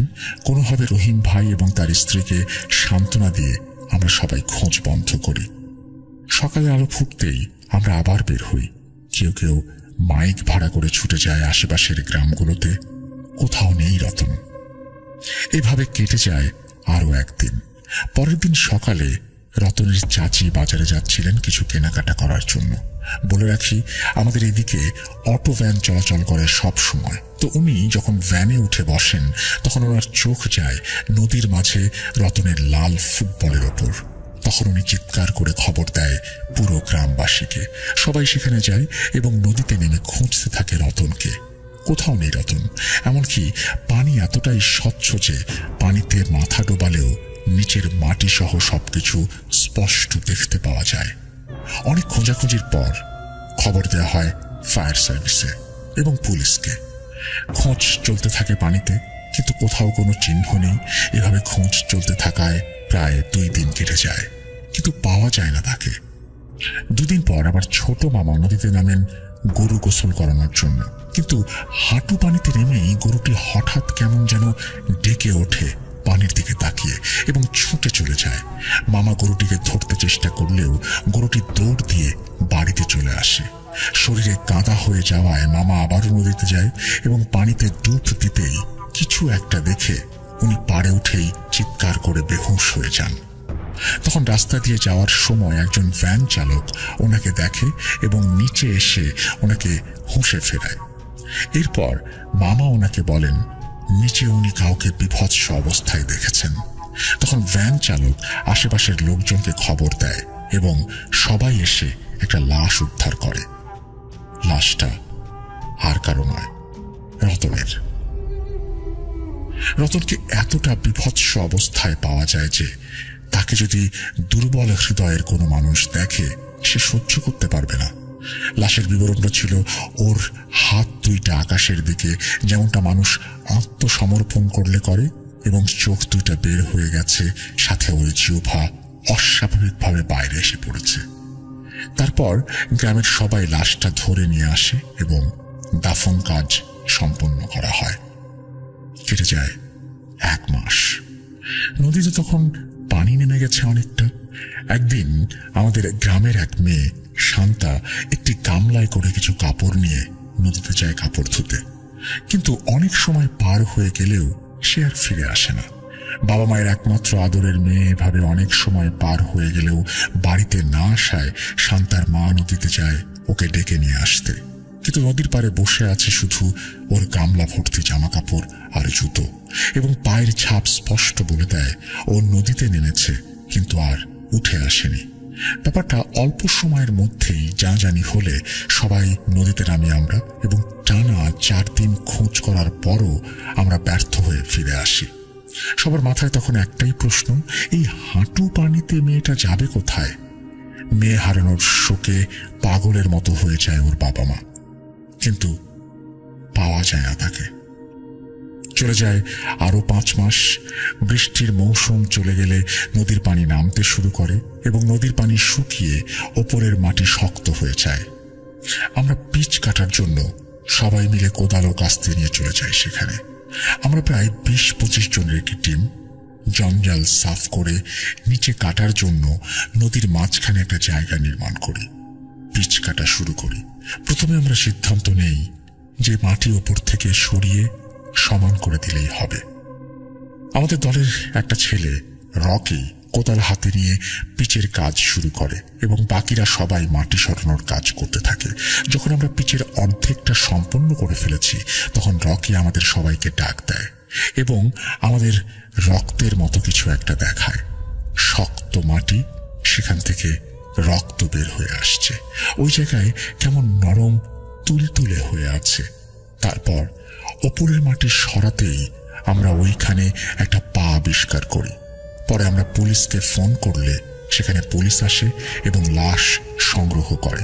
তবে আশ্চর্যের বিষয় হলো এই লাশটাও আর কারো নয়, সেই শান্তার। আজ থেকে 5 বছর আগে এই নদীতে যে হারিয়ে গিয়েছিল। তবে ভয়ের ব্যাপার হলো এই যে ওর শরীরের মাংস একটুও পচেনি এবং পুরো শরীরে টিউমারের মতো পানি দিয়ে ফোসকা পড়ে গেছে, আর ওকে এমন ভাবে পুঁতে রাখা হয়েছিল যেন কেউ ওর চুল ধরে মাটির নিচে নিয়ে গিয়েছিল। লাশের বিবরণ ওই রতনের মতো 2টা হাত আকাশের দিকে, আর চোখ ও জিহ্বা বের হয়ে এসেছে অস্বাভাবিকভাবে। পুলিশ লাশটাকে নিয়ে চলে যায় এবং যাবতীয় কার্যকলাপ শেষ করে জানাজা পড়িয়ে লাশটিকে দাফন দেয়া হয়। শীত চলে যায়, আবার নদীতে পানি আসে বর্ষার সময়। এবার পানির পরিমাণ একটু কম, তবে গ্রামের লোকজন বুদ্ধি করে একটা জায়গায় গর্ত করেছে, সেখানে পাট ডুবিয়ে রাখা যায়। একদিন আমাদের নদীর ওপারে হিন্দু সম্প্রদায়ের একটা ছেলে তার সাথে নদীতে নামেন পাট ডুবিয়ে রাখার জন্য। তারা তাদের কাজটি সম্পন্ন করেন, কিন্তু নদী থেকে আর বাড়ি ফিরে যেতে পারেন না। তবে এবার তাড়াতাড়ি তাদের লাশ পাওয়া যায় ওই পাট গাছের গাদার ভেতরে, সেখানেই তাদেরকে ডুবিয়ে রাখা হয়েছিল। তখন হাত 2টা উপরে আকাশের দিকে এবং চোখ ও জিহ্বা বের হয়ে এসেছে। মাত্র কয়েক ঘন্টায় লাশের মুখটা এত বিভৎস হয়ে গিয়েছিল যে আমরা যখন লাশ 2টা দেখি আমাদের হৃৎপিণ্ড কেঁপে ওঠে। পুলিশ এবারেও তদন্ত চালায়, কিন্তু কিছু পায় না। তবে এইবার আমাদের টিমের সবাই মিলে একটা আলোচনা করি এবং রহস্য উদ্ঘাটনের জন্য প্ল্যান করি। একটা কথা বলে রাখি, আজ থেকে 9 বছর আগে আমাদের একজন হুজুরের সাথে দেখা হয়েছিল। রাজশাহী থেকে তিনি এসেছিলেন। উনি রাস্তায় অচেতন হয়ে পড়েছিলেন। আমরা ওনাকে নিয়ে স্থানীয় একটা প্রাইভেট হাসপাতালে ভর্তি করে দিই। ওনার চিকিৎসা করাই এবং সুস্থ হওয়ার পর উনি আমাদের সবাইকে একটি করে কালো রঙের পাথর দেন, যেটা আমরা সবাই আংটির মধ্যে সেট করে ব্যবহার করতাম। আলোচনা শেষ করি। আমরা সিদ্ধান্ত নেই আজকে রাতে আমরা নদীতে ওই শ্মশান ঘাটে যাব এবং 3 জন করে টিম বানিয়ে দেখব আসলে এখানে কি ঘটছে। যেই ভাবা সেই কাজ। আমরা রাতে 10টার সময় আমাদের স্পেশাল টর্চ ও ক্যামেরা সহ যাবতীয় কার্যকলাপের সম্পূর্ণ জিনিসপত্র লুকিয়ে শ্মশানে নিয়ে যাই। বলে রাখি, শ্মশানটা খুবই পুরনো এবং এই শ্মশানের পাড় ঘেঁষে দাঁড়িয়ে আছে বিশাল এক বটগাছ। ওই বটগাছের দিকে তাকালে মনে হয় যেন পুরো একটি গ্রামের ছায়া দেওয়ার জন্যই সে দাঁড়িয়ে আছে ওভাবে। যাই হোক, আমার টিম মেম্বারদের বুঝিয়ে আমরা 4টা দলে ভাগ হয়ে যাই এবং আলাদা আলাদা জায়গায় ক্যামেরা অন করে টর্চ হাতে বসে থাকি। আর চারিদিকে শুধু অন্ধকার আর অন্ধকার। শুধু বাজারের দোকানে লাইট জ্বালানো হয়েছে। রাত 2:15 হঠাৎ করে বাজারের সব আলো বন্ধ হয়ে গেল। বুঝতে পারি বিদ্যুৎ চলে গেছে। এবার চারিদিকে অন্ধকার এসে আমাদের ঘিরে ফেলে। হঠাৎ আমার দলের একজন বলে, ভাই দূরে তাকাও, দেখো কিছু একটা আসছে। আমি তাকিয়ে দেখি আসলেই আবছা একটা আলো খুব ধীর গতিতে নদীর উপর দিয়ে আসছে।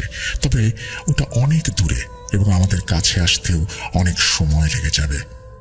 আমরা এবার সবাইকে মেসেজ দিয়ে বলি একসাথে হওয়ার জন্য, সবাই। এবং একসাথে হলে আমরা সবাই এক দৃষ্টিতে ক্যামেরা অন করে ওই আলোটার দিকে তাকিয়ে থাকি। আলোটা আস্তে আস্তে স্পষ্ট হতে থাকে এবং মনে হচ্ছে একটা ছোট নৌকায় একজন বসে আছে যার শরীর থেকে এমন আলো বের হচ্ছে। আমরা ভাবি, আচ্ছা নদীতে পানির ব্যবস্থা আর যে পরিমাণ কচুরি পানা আছে, নদীর উপর থেকে আপনা আপনি নৌকাটা আসছে কিভাবে? কিছুক্ষণ পর ওই আলোটা আমাদের আরো কাছে চলে আসে। আমরা দেখি, যা দেখি পৃথিবীর কেউ যেন সেই দৃশ্য না দেখে। একটা সাদা অবয়ব যার হাতে একটি মাথা, যেটা সে 2 হাত দিয়ে ধরে দাঁড়িয়ে আছে। আমাদের সামনে অনেক কালো একটা অবয়ব, যা অন্ধকারের চেয়েও ভয়ঙ্কর। ওই সাদা অবয়বটির আলো ছায়ায় তাদের উপস্থিতি স্পষ্ট বোঝা যাচ্ছিল। যখন এভাবে তারা শ্মশানে এসে পৌঁছালো, এক এক করে প্রত্যেকটি কালো অবয়ব মিলিয়ে গেল। হ্যাঁ, আলোর সাথে আমরা দেখেছিলাম কালো অবয়ব, কিন্তু এই সাদা অবয়বটা সেভাবে দাঁড়িয়ে রইল। হঠাৎ আমাদের টিমের একজন ফিসফিস করে বলল, ভাই এটার তো কোনো ভিডিও রেকর্ড হচ্ছে না। তখন আমি ক্যামেরার দিকে তাকালাম, আসলেই কিছুই দেখা যাচ্ছে না। ঠিক কি দেখেছি, ঠিক দেখেছি নাকি আমার মস্তিষ্ক কোনো বিকৃত করেছে আমি বুঝতে পারছি না। কিছুক্ষণ পর হঠাৎ মনে হলো নদীতে প্রবল বেগে স্রোত হচ্ছে এবং প্রচুর পানি নদীতে, কারণ স্রোতের আওয়াজ স্পষ্ট শোনা যাচ্ছে, বোঝা যাচ্ছে। আমরা সবাই তখন বুঝতে পারলাম আজকে হয়তো আমাদের সাথেও খারাপ কিছু ঘটতে চলেছে। হঠাৎ করে একটা তীব্র গোঙানির আওয়াজ কানে এলো। আওয়াজটা এতই তীব্র ছিল যে আমাদের কানের পর্দা ছিঁড়ে যাবার অতিক্রম। আমরা কান চেপে অবয়বটির দিকে তাকাতেই দেখি মহিলার একটা মাথা এবং মাথাটি থেকে জিভ বের হয়ে এসেছে। তারপর সেই মাথাটাকে পানিতে ফেলে দিয়ে তারা আবার চিৎকার করে, গোঙাতে থাকে। আমি তখন বুঝতে পারলাম কালকে হয়তো এই নদীতে একটা লাশ পাওয়া যাবে যেটার মাথা থাকবে না। তবে আমরা সবাই মিলে সিদ্ধান্ত নিলাম যে আজ যাই হয়ে যাক এর শেষ দেখে ছাড়বো। আমাদের যিনি ওস্তাদ, তিনি আমাদেরকে একটা আমল শিখিয়ে দিয়েছিলেন এবং এই যে আমল, সেই আমলটি 13 বারের মতো পড়তে হয়। অবয়বটি আমাদের কাছে আসতে লাগলো আর আমরা বিকট পচা গন্ধ অনুভব করতে শুরু করলাম। আমরা হুজুরের কথা মতো আমল করতে শুরু করলাম। অবয়বটি যত আমাদের কাছে আসতে লাগলো ততই বিকট একটা পচা গন্ধ পাচ্ছিলাম। তারপরে আমরা যেটা করি সেটা হচ্ছে আমরা আমাদের আমল চালিয়ে যাই এবং একটি স্বচ্ছ কাঁচের বোতল খুলে ওই বোতলে ফু দেই। মুহূর্তেই স্বচ্ছ বোতলটি কালো ধোঁয়ায় ভরে যায় এবং আল্লাহর নাম নিয়ে আমাদের ওস্তাদের কাছে চলে গেলাম আমরা। ওস্তাদ আমাদের দেখে বললেন, কিরে শয়তানটাকে ভেতরে নিয়ে আয়। ভেতরে যেতেই ওস্তাদ ওই বোতলটা নিয়ে একটি লাল কাপড়ে মুড়ে আমাদের গ্রামের একটি কূপের মধ্যে ফেলে দিয়ে আসতে বলে।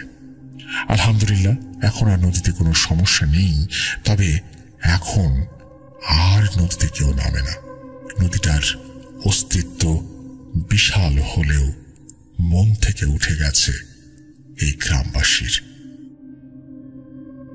এই ছিল ঘটনা। ভালো লাগলে পড়ে শোনাবেন আর দোয়া করবেন আমার জন্য। হয়তো ব্যস্ত সময়ে লিখতে গেলাম, কিন্তু ঠিক মতো লিখতে পারলাম না। আপনি চমৎকার লিখেছেন, থ্যাংক ইউ ভেরি মাচ। এবং যারা আপনার মতো লিখতে চান তাদের প্রতি আমার অনুরোধ, আমাদের ইমেল অ্যাড্রেসটি মনে রাখুন, russell.booth.com@gmail.com। আমরা চলে যাব আমাদের পরবর্তী ঘটনায়।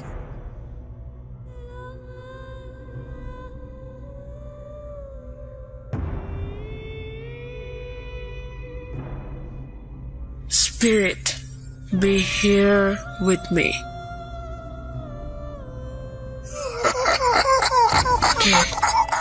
কে তুমি? Booth.com. The fear returns with Russell.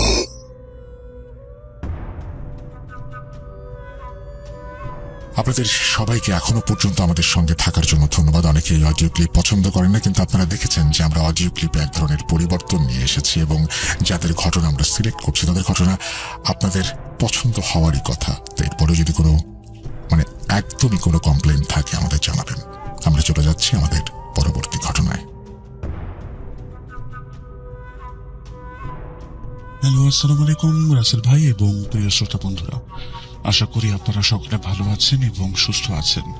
আমি মোহাম্মদ সাবিত আলম বলছি ময়মনসিংহ বিভাগ থেকে। আমি আজকে আপনাদের সামনে হাজির হয়েছি সম্পূর্ণ নতুন একটি ঘটনা নিয়ে। যে ঘটনাটি আমাকে বলেছেন মারিয়াম নামের একজন আপু। উনি আসলে বর্তমানে ৪৫ বছর বয়সী হবেন এবং এই ঘটনাটি যখন ঘটে তখন ওনার বয়স ছিল বলতে গেলে ১১ থেকে ১২ বছর। উনি যতটুকু আমাকে আর কি বলেছিলেন। মারিয়াম আপুর বাসস্থান ছিল টাঙ্গাইলের কোনো একটা জায়গায়। আমি প্রাইভেসির জন্য ওনার এক্সাক্ট ঠিকানাটা বলছি না, কিন্তু টাঙ্গাইলের কোনো একটা জায়গায় ওনার বাসস্থান ছিল। চলুন আর কথা বাড়াবো না, ঘটনায় চলে যাই মারিয়াম আপু।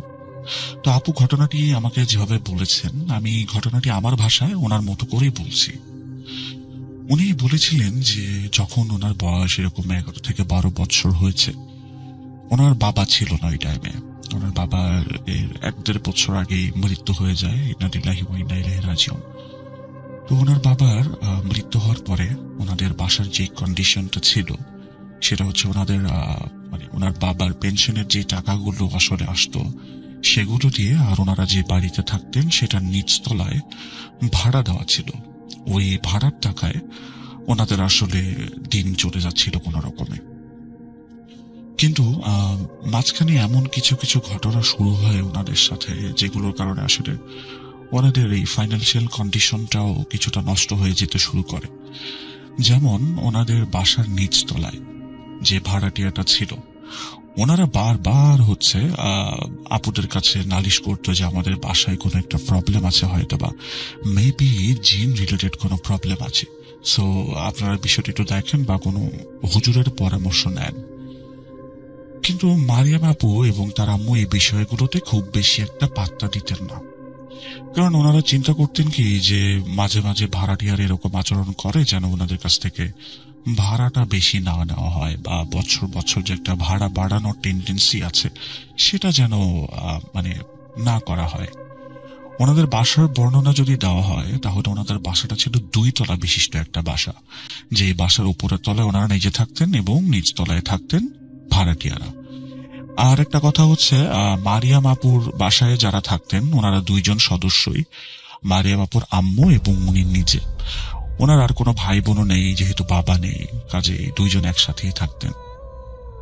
এভাবেই দিন যাচ্ছিল। আস্তে আস্তে নিচতলা থেকে কমপ্লেন্ট আসতে শুরু করলো প্রায় প্রতিদিন।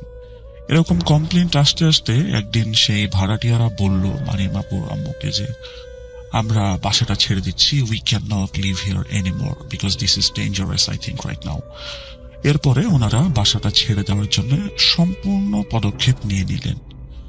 ১ মাস আগে নোটিশ দেওয়ার পরে পরের মাস শুরু হয়নি, ওনারা মোটামুটি প্রায় ২৫-২৬ তারিখের দিকে বাসাটা ছেড়ে দেয়। আলটিমেটামের আগেই বাসাটা ছেড়ে দেওয়া হয়। বাসা ছেড়ে দেওয়ার পরে মারিয়াম আপু এবং ওনার আম্মু যে ছিলেন, দুইজন মিলে বাসার ভেতরে সম্পূর্ণ চেক করেন এবং পরিষ্কার করান। আর দেখেন ভেতরে কোনো কিছুই নেই, একটা সুইও নেই, এরকম একবারে খুবই পরিষ্কার বাসা। মানে পরিষ্কার বলতে পুরাতন ভাড়াটিয়ার কোনো জিনিসপত্র নেই। কিন্তু যেহেতু বাসাটা ভাড়া দিতে হবে, সেহেতু ওনাদেরকে বাসাটা ক্লিন করানোর প্রয়োজন ছিল। তো ওনারা বাসাটাকে লোক দিয়ে ক্লিন করান এবং লোকগুলো ওনাদের পরিচিতই ছিল। এরপর যখন আবার বাসা ভাড়া নেওয়ার কথা ওঠে, অন্য কারো ভাড়াটিয়ার কেউই বাসা ভাড়া নিতে চায় না, কারণ ওনাদের যে ভাড়াটিয়ারা ছিল ওনারা আসলে মারিয়াম আপুদের সাথে একটা নাইনসাফি করে গেছে বলে উনি মনে করেন। যেমন ওনারা বাসা ছাড়ার কারণ হিসেবে প্রতিবেশীদেরকে এটা বলে গিয়েছিলেন যে ওনাদের বাসায় জিনের উপদ্রব বা অশরীরী কিছুর উপদ্রব আছে, যেই কারণে ওনারা বাসাটা ছাড়তে বাধ্য হচ্ছেন। এই কারণে আসলে যখনই কোনো মানুষ বাসা ভাড়া নিতে আসতো, তখনই তাদের মাথায় এই জিনিসগুলো ঢুকিয়ে দেওয়া হতো। কারণ আপনি চিন্তা করে দেখেন ডিয়ার লিসেনার, যখন আপনি কোনো একটা বাসা ভাড়া নিতে যাবেন, অবশ্যই সেই এলাকার মানুষের কাছ থেকে সেই বাসা, বাড়িওয়ালা বা ওখানে কে কে থাকে সবকিছু বিষয়ে কিন্তু আপনি একটা মানে টোটাল ইনভেস্টিগেশন করবেন বা টোটাল ইনফরমেশন কালেক্ট করবেন। তো বাকি ভাড়াটিয়াদের ক্ষেত্রেও জিনিসটা এমনই ছিল। কিন্তু মারিয়াম আপুদের বাসার এই বদনামটা শোনার পরে কেউই সেই বাসায় ওঠার জন্য রাজি হয় না। তো এভাবেই বাসাটা খালি পড়ে থাকে একেবারে। তো বাসা যেহেতু খালি, সেই ক্ষেত্রে এখন মারিয়াম আপুদের যে দোতলায় বাসা ছিল ওনাদেরও ভয় লাগতে শুরু করে। কারণ সম্পূর্ণ বাসায়, এই 2 তলা একটা বাসা, এই সম্পূর্ণ 2 তলা বাসায় ওনারা ছাড়া আর কেউ নেই, 2 জন মাত্র মহিলা মানুষ।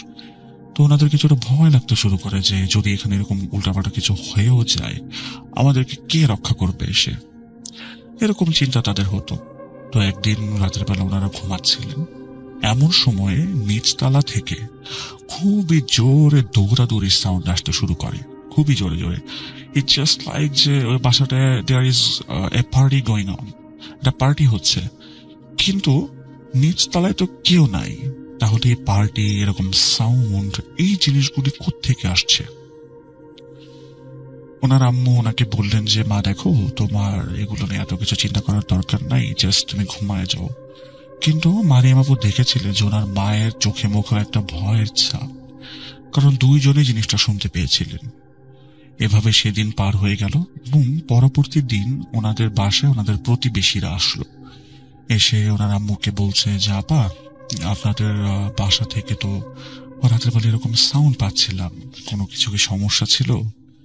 মারিয়াম আপুর আম্মু বলে কি না, এরকমটা আসলে কোনো সমস্যা তো নাই, বাট আমরাও সাউন্ড পেয়েছিলাম, হয়তো বা নিচে কোনো কুকুর বিড়াল মারামারি করছিল এই কারণে হয়তো বা। কিন্তু মারিয়াম আপুর আম্মু বুঝতে পেরেছিলেন বিষয়টা যে there is something going on, যেটা ইজ নট রাইট। এরপরে একদিন মারিয়াম আপু স্কুল থেকে ফিরলেন এবং উনি দেখলেন যে ওনার আম্মু বাড়িতে নেই। ওনার আম্মু বাড়িতে না থাকার জন্য উনি রান্নাঘরে গেলেন এবং গিয়ে দেখলেন কি যে রান্নাঘরে আজকে কি রান্না করা আছে, আমি কি খাবো। গিয়ে দেখলেন মানে রান্নাঘরে মোটামুটি রান্নায় তখনও শেষ হয় নাই, ওনার আম্মু ভাত রান্না করে গেছেন, আর যে তরকারি ছিল ওটা সম্পূর্ণ রান্না না করেই মেবি কোনো একটা কাজে বাহিরে গেছেন। তখন উনি শুনতে পেলেন কি রান্নাঘরের জানালা দিয়ে সেই নিচতলা থেকে কারো হাঁটা চলা এবং দৌড়াদৌড়ির শব্দ আসছে। এবার উনি বেশ কিউরিয়াস হয়ে গেলেন এবং চিন্তা করলেন কি যে I need to go there and look for what is it. তো উনি চলে গেলেন আস্তে আস্তে সেখানে। যেহেতু দিনের বেলা ওনার ভয় লাগছিল না, আর ওনার যে বয়সটা, এই বয়সে আসলে জিন ভূত কি উনি সেটা বুঝতেন না। যখন ভাড়াটিয়ারা ওনার মার কাছে কমপ্লেন দিতেন এসে, উনি ওনার মাকে কয়েকবার জিজ্ঞেস করেছিলেন যে আম্মু জিন কি, কিন্তু ওনার আম্মু ওনাকে কোনো ধরনের মানে প্রেসাইজ কোনো সার্টেন উত্তর দেন নাই। তো এই কারণে উনি আসলে জিন ভূত সম্পর্কে খুব বেশি একটা জানতেনও না। তারপরেও মানুষের যে একটা ইনার ফিয়ার আছে, যে কোনো একটা অন্ধকার ঘরে যাওয়ার জন্য, এটা ওনার মধ্যে তখন বেশি একটা ছিল না, বিকজ উনি খুব ছোট ছিলেন, এত জিনিস আসলে ওনার মাথায় থাকার মতো ছিল না। উনি ধীরে ধীরে কি করলেন, ওনার ফ্ল্যাটটা ছেড়ে উনি নিচে যাওয়া স্টার্ট করলেন। এবং যখন উনি নিচে যাচ্ছিলেন তখন শুনতে পেলেন কি, মানে উনি যখন সিঁড়ি দিয়ে নামছিলেন তখন শুনতে পেলেন ওই শব্দগুলি আরো তীব্র হচ্ছে। মানে ইট ওয়াজ জাস্ট লাইক যে উনি যাচ্ছেন এবং শব্দগুলো ওনার কাছে আসছে। মানে উনি প্লেসটার খুব কাছে চলে গেছেন যে জায়গা থেকে শব্দগুলি হচ্ছে। যখন সিঁড়ি নেমে গেলেন তখন উনি দেখলেন যে নিচতলার বাসার যে মেইন ডোর, সেই মেইন ডোরটা খোলা। অ্যাকচুয়ালি মেইন ডোরটা খোলাই থাকে সবসময় ভাড়াটিয়া যাওয়ার পরে, কারণ ওনারা মেইন ডোরের যে লকটা ছিল সেটাকে ড্যামেজ করে দিয়েছিলেন। তো ওনাদের এখানে যেহেতু আর কোনো নতুন ভাড়াটিয়া ওঠেন নাই, সেহেতু ওনারা আর লকটাকে রিপেয়ার করার নাই। তো আপু কি করলেন, ভেতরে চলে গেলেন আস্তে আস্তে। এবং ঘরের ভেতরে যখন উনি গেলেন দেখলেন কি যে অন্ধকারে ভরা, একেবারে চারপাশটা, ঘরের চারপাশ অন্ধকারে ভরা। উনি ভেতরে গেলেন এবং সামনে একটা রুম ছিল, সেই রুম থেকে এরকম আওয়াজ করে আসছিল। উনি যখন ওই রুমের কাছে গিয়ে, মানে রুমের যে পাঁচ লক থাকে, গোল ঘোরানো যায় যেটাকে, ওই পাঁচ লকে হাত দেওয়ার সাথে সাথে ভেতর থেকে আসা সাউন্ডগুলি থেমে গেল। ইট ওয়াজ জাস্ট লাইক যে জিনিসগুলো এই সাউন্ডগুলো করছিল, ওই জিনিসগুলোর মারিয়াম আপুর এখানে আসার খবর কানে চলে গেছে, মানে সাউন্ডের মাধ্যমে কানে চলে গেছে। এই কারণে তারা আর কোনো ধরনের কোনো শব্দ করছে না। মারিয়াম আপু তারপরেও ভয়ে ভয়ে চিন্তা করলেন দরজাটা খুলবেন কি খুলবেন না, বিকজ ওই টাইমে তখন ওখানে অনেক অন্ধকার ছিল এবং অন্ধকারে উনি কিছুই তেমন দেখতে পাচ্ছিলেন না, যেহেতু সারা ঘর একবারে খালি, অন্ধকারটা খুবই ডার্ক। এখন মারিয়াম আপু বলেছেন যে এখানে অনেক মানুষ আমাকে বলবে যে আমি একটা বোকা মেয়ে, কারণ আমি ইলেকট্রিসিটি কেন অন করিনি। এখন ইলেকট্রিসিটি উনি অন করেন নাই কারণ ওনাদের বাসার যে ফিউজটা ছিল নিচতলার, সেই ফিউজটা মানে ড্যামেজ ছিল। আর ওনাদের বাসার এমন একটা পরিস্থিতি যে ইলেকট্রিশিয়ান কল করেছিল, কিন্তু ইলেকট্রিশিয়ান বর্তমানে শহরের বাইরে ছিলেন। আর যেহেতু ওনারা দুইটা মহিলা মানুষ একসাথে বাসায় থাকেন এবং উনি খুব ছোট, এই কারণে ওনারা আম্মু কখনো চাইতেন না যে বাহিরের কোনো লোক আসুক ওনাদের বাসায় যারা অপরিচিত। আর এই ইলেকট্রিশিয়ান যে ছিল উনি ছিলেন মানে মারিয়াম আব্বুর মৃত বাবার বয়সী। সো যেহেতু অনেক আগে থেকে পরিচয়, সুতরাং ওনাদেরই শুধুমাত্র ঘরে আসার অ্যাক্সেস ছিল। তো এই কারণে উনি ইলেকট্রিসিটির লাইট চালাতে পারেননি। কিন্তু যখন উনি ঘরের দরজাটা হাত দিয়ে পাঁচ করে খুললেন, উনি দেখলেন ভেতরে একটা চেয়ার, ঘরের মাঝখানে, একদম মাঝখানে একটা চেয়ার বসানো। আর চেয়ারের উপরে উনি যখন অনেকক্ষণ চেষ্টা করে দেখলেন যে কি আছে, উনি দেখতে পেলেন কি যে চেয়ারের উপরে একটা সাদা কাপড় দেওয়া। তো উনি চিন্তা করেন এই সাদা কাপড়টা কিসের, আর এখানে চেয়ারই বা কোত্থেকে আসবে, কারণ ভাড়াটিয়া যাওয়ার পরে ওনারা সম্পূর্ণ ঘর ক্লিন করিয়েছেন এবং সম্পূর্ণ ঘর চেক করেছেন। দেয়ার ওয়াজ নো ফার্নিচার্স যেগুলি ভাড়াটিয়া রেখে গেছেন বা কিচ্ছু সেরকম ছিল না। তো এই চেয়ার কোত্থেকে আসলো, এই চিন্তা উনি করতে লাগলেন। এরপরে উনি চেয়ারের কাছে যেতেই উনি দেখলেন কি যে সেই সাদা যে কাপড়টা, সেই কাপড়টা একটা মানুষের মতো শেপ নিচ্ছে এবং মাথার যে অংশটা আছে সামনে, ওখানে লাল টাইপের দুটো চোখের মতো দেখা যাচ্ছিল। উনি কিছুটা ভয় পেয়ে পেছনের দিকে সরে গেলেন। তখন সেই কাপড়টা মারিয়াম আপুর উপরে এসে দুই হাত ধরে বলছে, এটা আমাদের ঘর, এখানে কেন আসলি, এখানে আসবি না, এটা আমাদের ঘর, আমরাই এখানে থাকবো, এখানে কাউকে থাকতে দেবো না, তোরা কেউ এই জায়গায় আসতে পারবি না। এই কথা শুনে মারিয়াম আপু অজ্ঞান হয়ে যান এবং ওনাকে তারপরে ওনার যখন জ্ঞান ফেরে, ওনাকে উনি দেখেন যে উনি ও রুমের ভেতরে শুয়ে আছেন, নিজের রুমের ভেতরে, এবং ওনার আশেপাশে ওনার পাড়া প্রতিবেশী এবং ওনার আম্মু।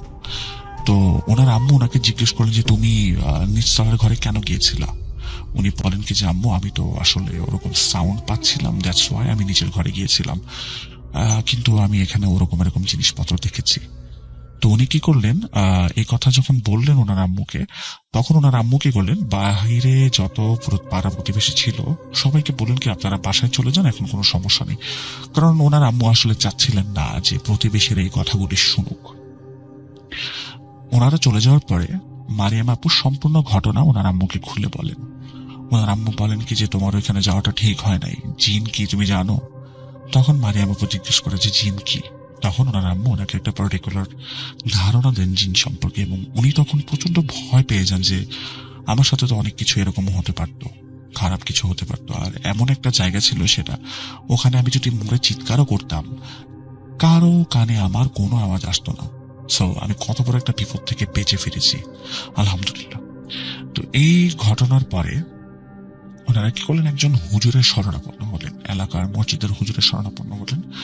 হুজুর যখন পরের দিন সেই বাসায় গেলেন, যাওয়ার পরে সন্ধ্যের দিকে উনি ঘরের ভেতরে ঢোকেন এবং এরপরে সেখান থেকে উনি 10 মিনিটের ভেতরে বেরিয়ে চলে আসেন।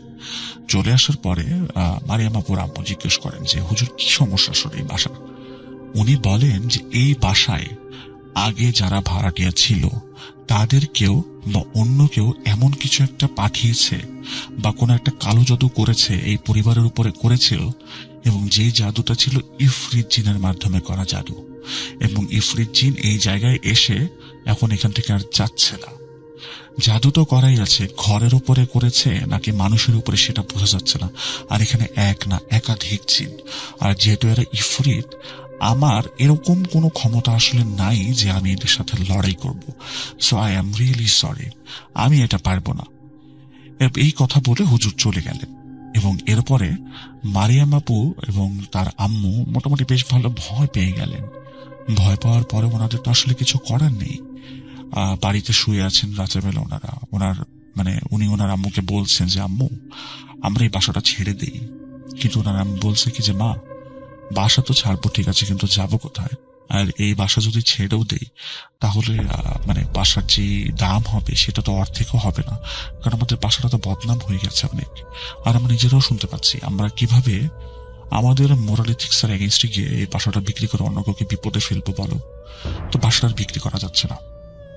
সেদিন রাতের বেলায় ওনারা যখন ঘুমাচ্ছেন তখন বাসার নিচ থেকে অনেক জোরে জোরে হাড়ি পাতিল ভাঙার সাউন্ড আসছে, গ্লাস বা কাচের পিরিচ ভাঙার শব্দ আসছে, স্টিলের বা কাঁসার যে আসবাবপত্র আছে সেগুলো পড়ে যাওয়ার ঝনঝন শব্দ আসছে। ওনার আম্মু এবং উনি সারা রাত ভয়ে ভয়ে কোন রকমে একটা পার করে দেন। ভোরের আজান হলে মোটামুটি সবকিছু বন্ধ হয়ে যায়। সকাল হওয়ার সাথে সাথে একটা প্রতিবেশী এসে ওনাদের বাসার কলিং বেল চাপেন। মারিয়াম আপুর আম্মু বারান্দা দিয়ে নিচের দিকে যখন তাকালেন তখন দেখলেন প্রতিবেশী এসছে। প্রতিবেশী ওনাকে জিজ্ঞেস করে নিচ থেকে যে আপা আপনার বাসায় কি কোনো সমস্যা? সারা রাত এখান থেকে এরকম ঝনঝন আর কিছু ভাঙা শব্দ পেলাম, কি সমস্যা আমাদেরকে বলবেন? মারিয়াম আপুর আম্মু আঙ্গুল দিয়ে ইশারা করলেন, ইশারা করে দেখালেন যে নিচ তালার বাসা থেকে এরকম সাউন্ড আসছে। ওই মহিলা এই কথা শুনে বাসার দিকে একটু তাকালেন এবং দৌড়ে সেখান থেকে চলে গেলেন। কেন চলে গেলেন সেটা তখন উনি আর বলেন নাই। সন্ধ্যার দিকে মারিয়াম আপু এবং ওনার আম্মু মিলে দুইজনে ওই প্রতিবেশীর বাড়িতে গেলেন এবং প্রতিবেশীকে যখন জিজ্ঞেস করা হলো যে আপনি এভাবে কি কারণে চলে এলেন, তখন সেই প্রতিবেশী বললেন যে আপনাদের বাড়িতে অবশ্যই কিছু একটা আছে। আমি যখন ওখানে উকি দিয়েছিলাম কিছু একটা এরকম আমি দেখলাম, আর সাদা কাপড়ে মোড়ানো লাল লাল চোখের মতো কিছু একটা দেখা যাচ্ছে, আমার গলা টিপে আমাকে উপরে তুলে ফেলেছে। আমার কাছে মনে হলো আমি তার কাছে এবং আমাকেই গলা টিপে উপরে তুলে ফেলেছে এবং আমি সেটা দেখছি। এই দৃশ্য দেখে আমার পক্ষে থাকা সম্ভব হয়নি। আপা আপনাদের বাসাটায় সমস্যা আসে, এটা আপনারা ছেড়ে দেন। এই কথা বলার পরে মারিয়াম আপুর আম্মু আবার সেই হুজুরের সাথে যোগাযোগ করেন এবং বলেন কি যে এটা কি করা যায়। হুজুর বলেন যে এখানে আমাদের কিছু করার নেই, বেটার হবে আপনারা এই বাসাটা ছেড়ে দেন। তো বাসাটা তখনও বিক্রি করা হয়নি। মারিয়াম আপু এবং ওনার আম্মু চলে গেলেন মারিয়াম আপুর নানি বাড়িতে। সেখানে মোটামুটি প্রায় 1-1.5 বছর ওনারা থাকলেন। এই 1-1.5 বছর থাকার পরে যখন ওনারা আবার এই বাড়িতে এলেন, এক রাত থাকলেন, কারণ বাসাটা তখন বিক্রির কথা চলছে একটা ডেভেলপারের জন্য। তো ডেভেলপারের জিনিসপত্র সাইন করার জন্য ওনাদেরকে সেই বাসাটা একদিন থাকার প্রয়োজন ছিল। যেদিন ওনারা রাতের বেলা সেই বাসায় থাকলেন, এমন ভয়ানক অবস্থা, মনে হচ্ছিল সিঁড়ি দিয়ে রাতের বেলা কেউ ওনাদের বাসার দিকে উপরে উঠে যাচ্ছে, কিন্তু সিঁড়ি চড়তে সময় লাগে 5 থেকে 6 সেকেন্ড সর্বোচ্চ একটা মানুষের। 1 তলা থেকে 2 তলার কতই সময় লাগবে, কিন্তু ওনাদের কাছে মনে হচ্ছিল 10-15 মিনিট ধরে কেউ সিঁড়িতে উপরে উঠছে, কিন্তু ওনাদের বাসার কাছে আসছে না। বাসার সামনে সাউন্ড হচ্ছে বিভিন্ন টাইপের, যেমন বাটি ভাঙা, চামচ ফেলে দেওয়া বা দরজা ধাক্কানো, এরকম সাউন্ড। এবং ওনারা দুইজনেই শুনতে পারেন একটা চিৎকার যে এই বাসা আমাদের, এখানে শুধু আমরাই থাকবো, আর কেউ থাকতে পারবে না। যদি কেউ এই জায়গার ক্ষতি করার চেষ্টা করে তাহলে আমরা তাকে দেখে নিব, চলে যায় এখান থেকে। এই কথা শুনে মারিয়াম আপু এবং ওনার আম্মু প্রচন্ড ভয় পেয়ে যান এবং কোন রকমে সকালের অপেক্ষা করতে থাকেন। এবং সকাল হলেই ওনারা চলে যান সেই ব্রোকারের কাছে যে বাসাটা বিক্রি করে দিচ্ছে। সব পেপার সাইন করে টাকা পয়সা নিয়ে ওনারা সেখান থেকে চলে যান, অন্যত্র শিফট হয়ে গেলেন এবং বাসাটা প্রায় মোটামুটি অর্ধেক দামে বিক্রি করে দেন। এরপরে এই বাসার আর কি হয়েছিল সেটা ওনারা জানেন না, কিন্তু ওনাদের মসজিদের যে ইমাম সাহেব ছিলেন সেই ইমাম সাহেবের সাথে পরবর্তীতে কথা বললে উনি বলেন যে উনি ওনার এক বন্ধুর সাথে এই বিষয়ে কথা বলেছিলেন। উনি বলেছিলেন যে এটা বাড়ি বান দেওয়ার একটা মানে কালো জাদু ছিল। যারা এই বাসায় আগে থাকতেন তাদের পরিবারের কোনো সদস্য বা আত্মীয় স্বজন কেউ এরকম আছে যারা বাড়ি বান দিয়েছিলেন, কিন্তু কেন বান দিয়েছিলেন কেউ জানে না। হয়তোবা আত্মীয় স্বজন এরকম কাজ করে থাকতে পারে, আরো হয়তোবা ভেবেছিলেন যে এই বাসাটা ওই বাড়ি মানে ভাড়াটিয়াদেরই ছিল, এরকম একটা অ্যাজাম্পশন থেকে বানটা মেরেছিল। এবং ইফরিত জিনের যেহেতু বানটা এটা ছোটানো আসলে খুব কঠিন ছিল, আর এতদিনে জিনগুলো বাসায় বসেও পড়েছিল, সো এই বান ছোটানো সম্ভব নয়। ওনারা তো বাসা বিক্রি করে দিয়ে চলে আসেন এবং এরপরে আস্তে আস্তে অনেকগুলো বছর কেটে যায়। সেই জায়গাও টোটালি চেঞ্জ হয়ে যায়, এখন সেখানে অনেক বড় একটা বিল্ডিংও হয়েছে, বাট এর আগে কি হয়েছিল বা কি হচ্ছিল সেই সম্পর্কে আসলে ওনাদের কোনো আইডিয়া নাই। তো এটাই ছিল মারিয়াম আপুর জীবনের ছোটবেলার কাহিনী। আমি আসলে জানি না আপনাদের কেমন লেগেছে। যদি ভালো লেগে থাকে তাহলে ধন্যবাদ, আর যদি ভালো না লাগে তাহলে আমি করজোরে ক্ষমা প্রার্থী। আবারও আসবো নতুন কোনো সপ্তাহে নতুন কোনো ঘটনা নিয়ে। ততদিন পর্যন্ত ভালো থাকুন, সুস্থ থাকুন এবং ভূত.com-এর সাথে থাকবেন। আমি মোহাম্মদ সাবিত আলম বিদায় নিচ্ছি ময়মনসিংহ বিভাগ থেকে। আসসালামু আলাইকুম।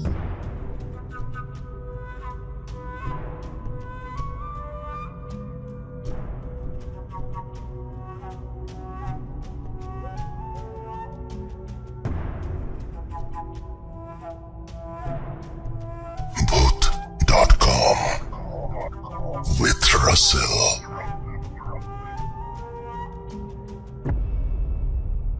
আসসালামু আলাইকুম রাসেল ভাই এবং প্রিয় লিসেনার, আশা করি সবাই ভালো আছে।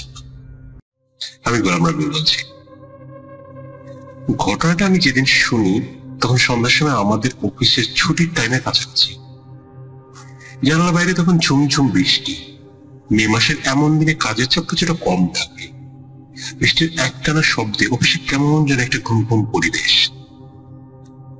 আমার টেবিলের পাশেই বসে কাজ করে আবু রায়হান। ছেলেটা ময়মনসিংহের ঈশ্বরগঞ্জের, সহজ সরল, কিন্তু ওর কথা বলার ধরনের গ্রামীণ অভিজ্ঞতাগুলো মাঝে মাঝে বেশ আকর্ষণীয় মনে হয়। সেদিন রায়হান আমাকে চা দিতে এসেছিল। ও জানতো আমি কিছু সময় থাকবো অফিস টাইমের পরে। এমনিতে আমি তেমন চা খাই না, মাঝে মাঝে চায়ের মুড থাকলে তখন খাই। আমি রায়হানকে বললাম, তোমার জানা কোনো ভৌতিক ঘটনা আছে নাকি? ওর চোখ মুখ চকচক করে উঠল। ও যেন আমি রাসেল ভাইয়ের সাথে কাজ করি এবং প্রোগ্রামও শুনি। বললো, হ্যাঁ আছে স্যার। আমি বললাম, বসো। হঠাৎ ওকে আমার অন্য মনস্ক হয়ে গেল। কম্পিউটার স্ক্রিনের দিকে তাকিয়ে থাকলে ওর মন যে সেখানে নেই সেটা স্পষ্ট বোঝা যাচ্ছিল। আমি চায়ের মগ হাতে নিয়ে ওকে আত্মভাবে টোকা দিয়ে বললাম, কি ব্যাপার রায়হান, আজ এত চুপচাপ কেন? সব ঠিক আছে তো? রায়হান আমার দিকে ঘুরে থাকে। ওর চোখে মুখে কেমন একটা চাপা উত্তেজনা আর ভয় লাগছে। নিচু গলায় বললো, স্যার তাহলে বলবো? আমি চেয়ার টেনে ওর কাছে বসলাম। অবশ্যই বলো। রায়হান ইতস্তত করে বলল, ঘটনাটা শুনলে আপনারও গা ছমছম করবে। লোকে অনেকে বলে গাঁজা করি, কিন্তু যারা ভুক্তভোগী তারা জানে যে সত্যি আর কিছু হয় না। বেশি শব্দ ভেদ করে রায়হানের কণ্ঠ আমার কানে অদ্ভুত রহস্যের জাল বলতে শুরু করল। আমি বললাম, বলো, আমি শুনছি।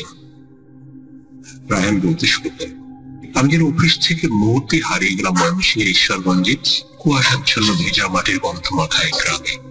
রায়হান শুরু করলো, স্যার আমাদের গ্রামের নাম, নামটা না বলি, তবে আমাদের গ্রামটা সোহাগী ইউনিয়নের শেষ প্রান্তে।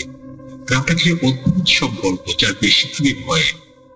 আমাদের গ্রামে একটা কথা প্রচলিত আছে, যেটা হচ্ছে কুবাতাস। কুবাতাস?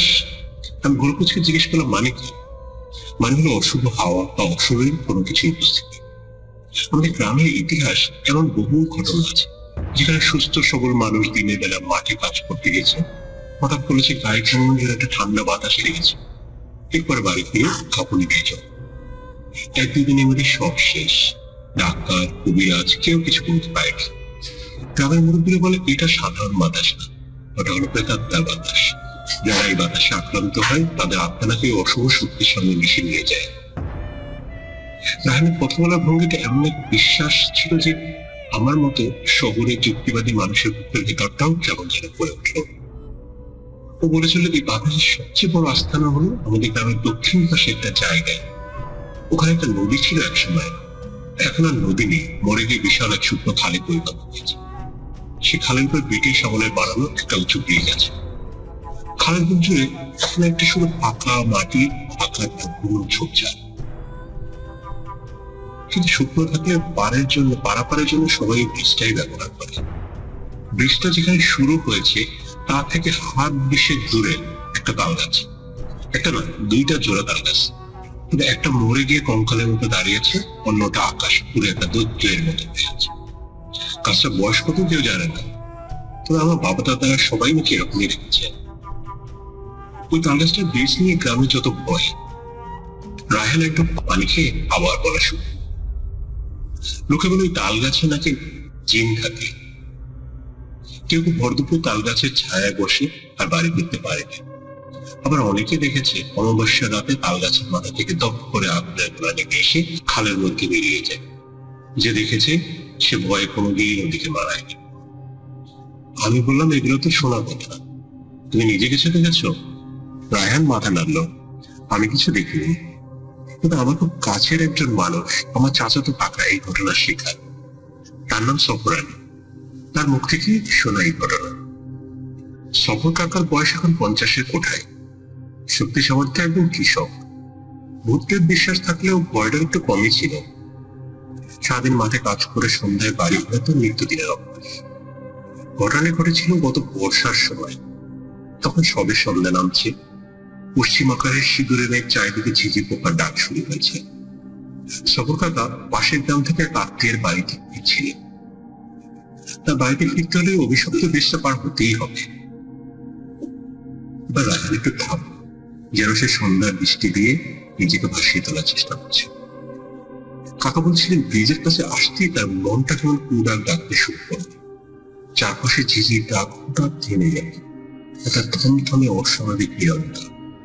বাতাসে কোনো শব্দ নেই, শুধু তাল গাছের শুকনো পাতাগুলো বাতাসে নয় নিজে থেকে যেন খসখস শব্দ করে নড়ছিল। ব্রিজে যখন প্রথম পা রাখলেন ঠিক তখনই তার মনে হলো আবহাওয়াটা খুব করে ঠান্ডা হয়ে গেছে। অথচ তখন ছিল গরমকাল। একটা হিমশীতল স্রোত তার শরীর দ্বারা দিয়ে বয়ে। তিনি আল্লাহ বলে বুকে ফুদিয়ে সামনে এগোতে লাগলেন। ব্রিজটা বেশ লম্বা। মাঝ বরাবর যেতে তার মনে হলো পিছনে কেউ একটা নিঃশব্দে হেঁটে আসছে, কিন্তু পিছনে তাকার সাহস হচ্ছিল না। তিনি বলেছিলেন, আমার মনে হচ্ছিল যদি পিছনে তাকাই তবে কিছু একটা জানবো, কিছু একটা দেখবো যা সহ্য করার ক্ষমতা আমার নেই। আমাদের কিন্তু এই জিনিসটা মাঝে মাঝে হয়। তাই তিনি যখন দ্রুত পায়ে হাঁটতে শুরু করলেন, কিন্তু যখনই গতি বাড়াচ্ছিলেন তখন তার শরীরটা ভারী হয়ে আসছিল। মনে হচ্ছিল কাঁধের উপর কেউ যেন মন উঠে বোঝা চাপিয়ে দিয়েছে। ঠিক তখনই তিনি নাকে একটা তীব্র পচা গন্ধ পেলেন। পচা ডুবার পানি বা মরা পশু গন্ধের চেয়েও জঘন্য ভাবসা একটা গন্ধ। গন্ধে তার বমি চলে আসার উপক্রম।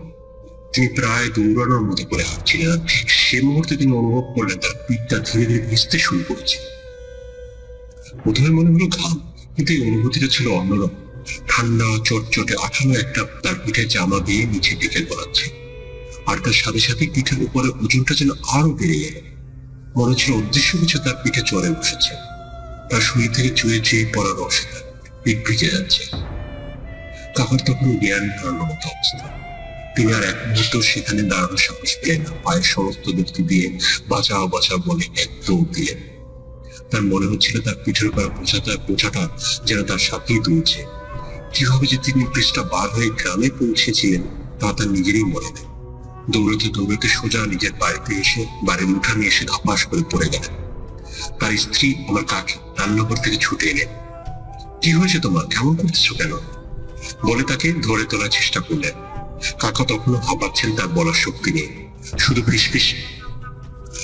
ফিসফিস করে বললাম, একটু পানি দিই, আর আমার পিঠে দেখো তো কি হয়েছে। কাকু তাকে ধরে বসিয়ে যখন তার পিঠের দিকে তাকালেন তখন তার মুখ থেকে চিৎকার বেরিয়েছিল। তা আজও আমাদের গ্রামের মানুষের কানে ভেসে বেড়ায়। কাকে ভয়ে আতঙ্কে পা পিছিয়ে গিয়ে পিছনে কাঁপতে কাঁপতে বলেন, ইয়া আল্লাহ, এ তুমি কি নিয়ে আসছো? তোমার পিঠে তো খালি রক্ত, পুরো পিঠ রক্তে ভরে গিয়েছে। রায়ান যখন এই অংশটা বলছিল তখন ওর গলাও শুকিয়ে গিয়েছিল। আমার বুকের ভেতরটা ধরাস করে উঠেছিল। কাকা নিজেও অবাক হলেন, তার শরীরে তখন আঘাত লাগেনি, কাটে নেই, ছেড়েনি, তাহলে এত রক্ত এলো কোথা থেকে? কাকি তাড়াতাড়ি কাপড় নিয়ে এসে যখন তার পিঠ মুছতে গেলেন তখন দেখলেন পুরো জামাটা তাজা, টকটকে রক্তে ভেজা।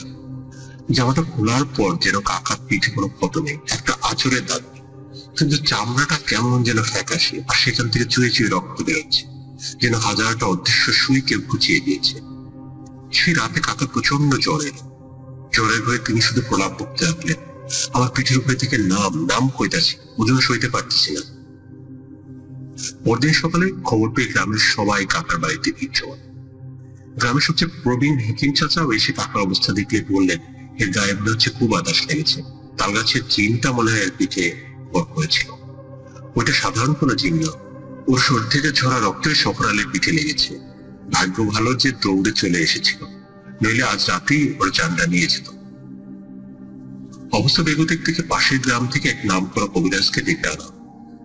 কবিরাজ এসে কাকার নাড়ি ধরে অনেকক্ষণ চোখ বন্ধ করে রইলেন, তারপর বলতে লাগলেন, অশুভ ছায়া পড়েছে, ওর আত্মাকে দুর্বল করে দিয়েছে, একে ঝাড়ফুঁক করতে হবে, নইলে এর শরীরে টিকবে না।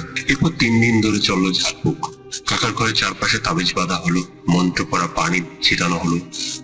কবিরাজ গভীর রাতে একা একা ওই ব্রিজের কাছে গিয়ে মন্ত্র পড়লেন।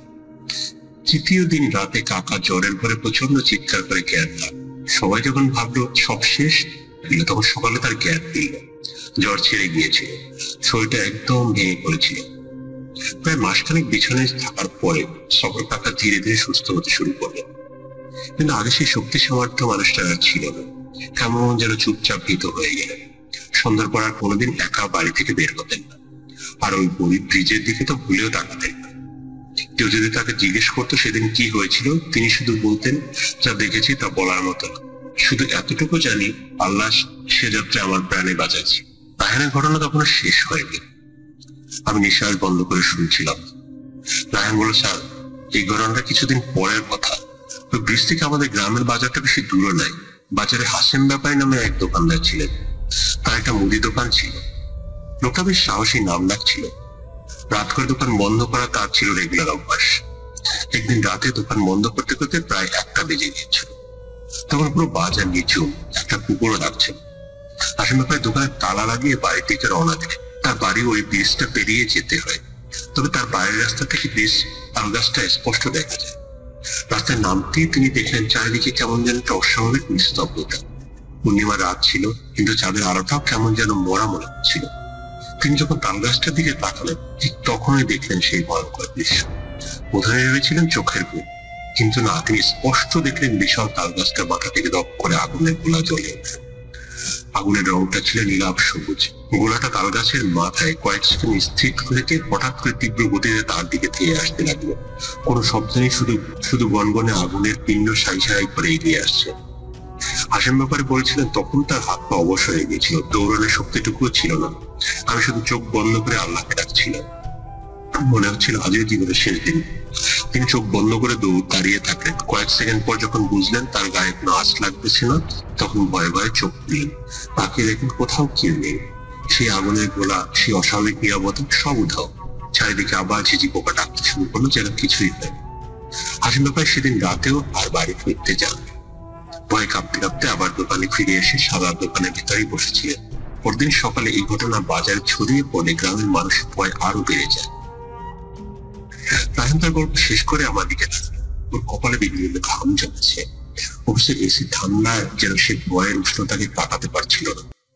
আমি কিছুক্ষণ চুপ করে রইলাম, কি বলো বুঝতে পারছিলাম না। মানুষ হিসেবে আমার মন বলছিল এতগুলো হ্যালুসিনেশন বা গ্রামের মানুষের সম্মিলিত কোনো মানসিক ভয় তৈরি হওয়ার গল্প।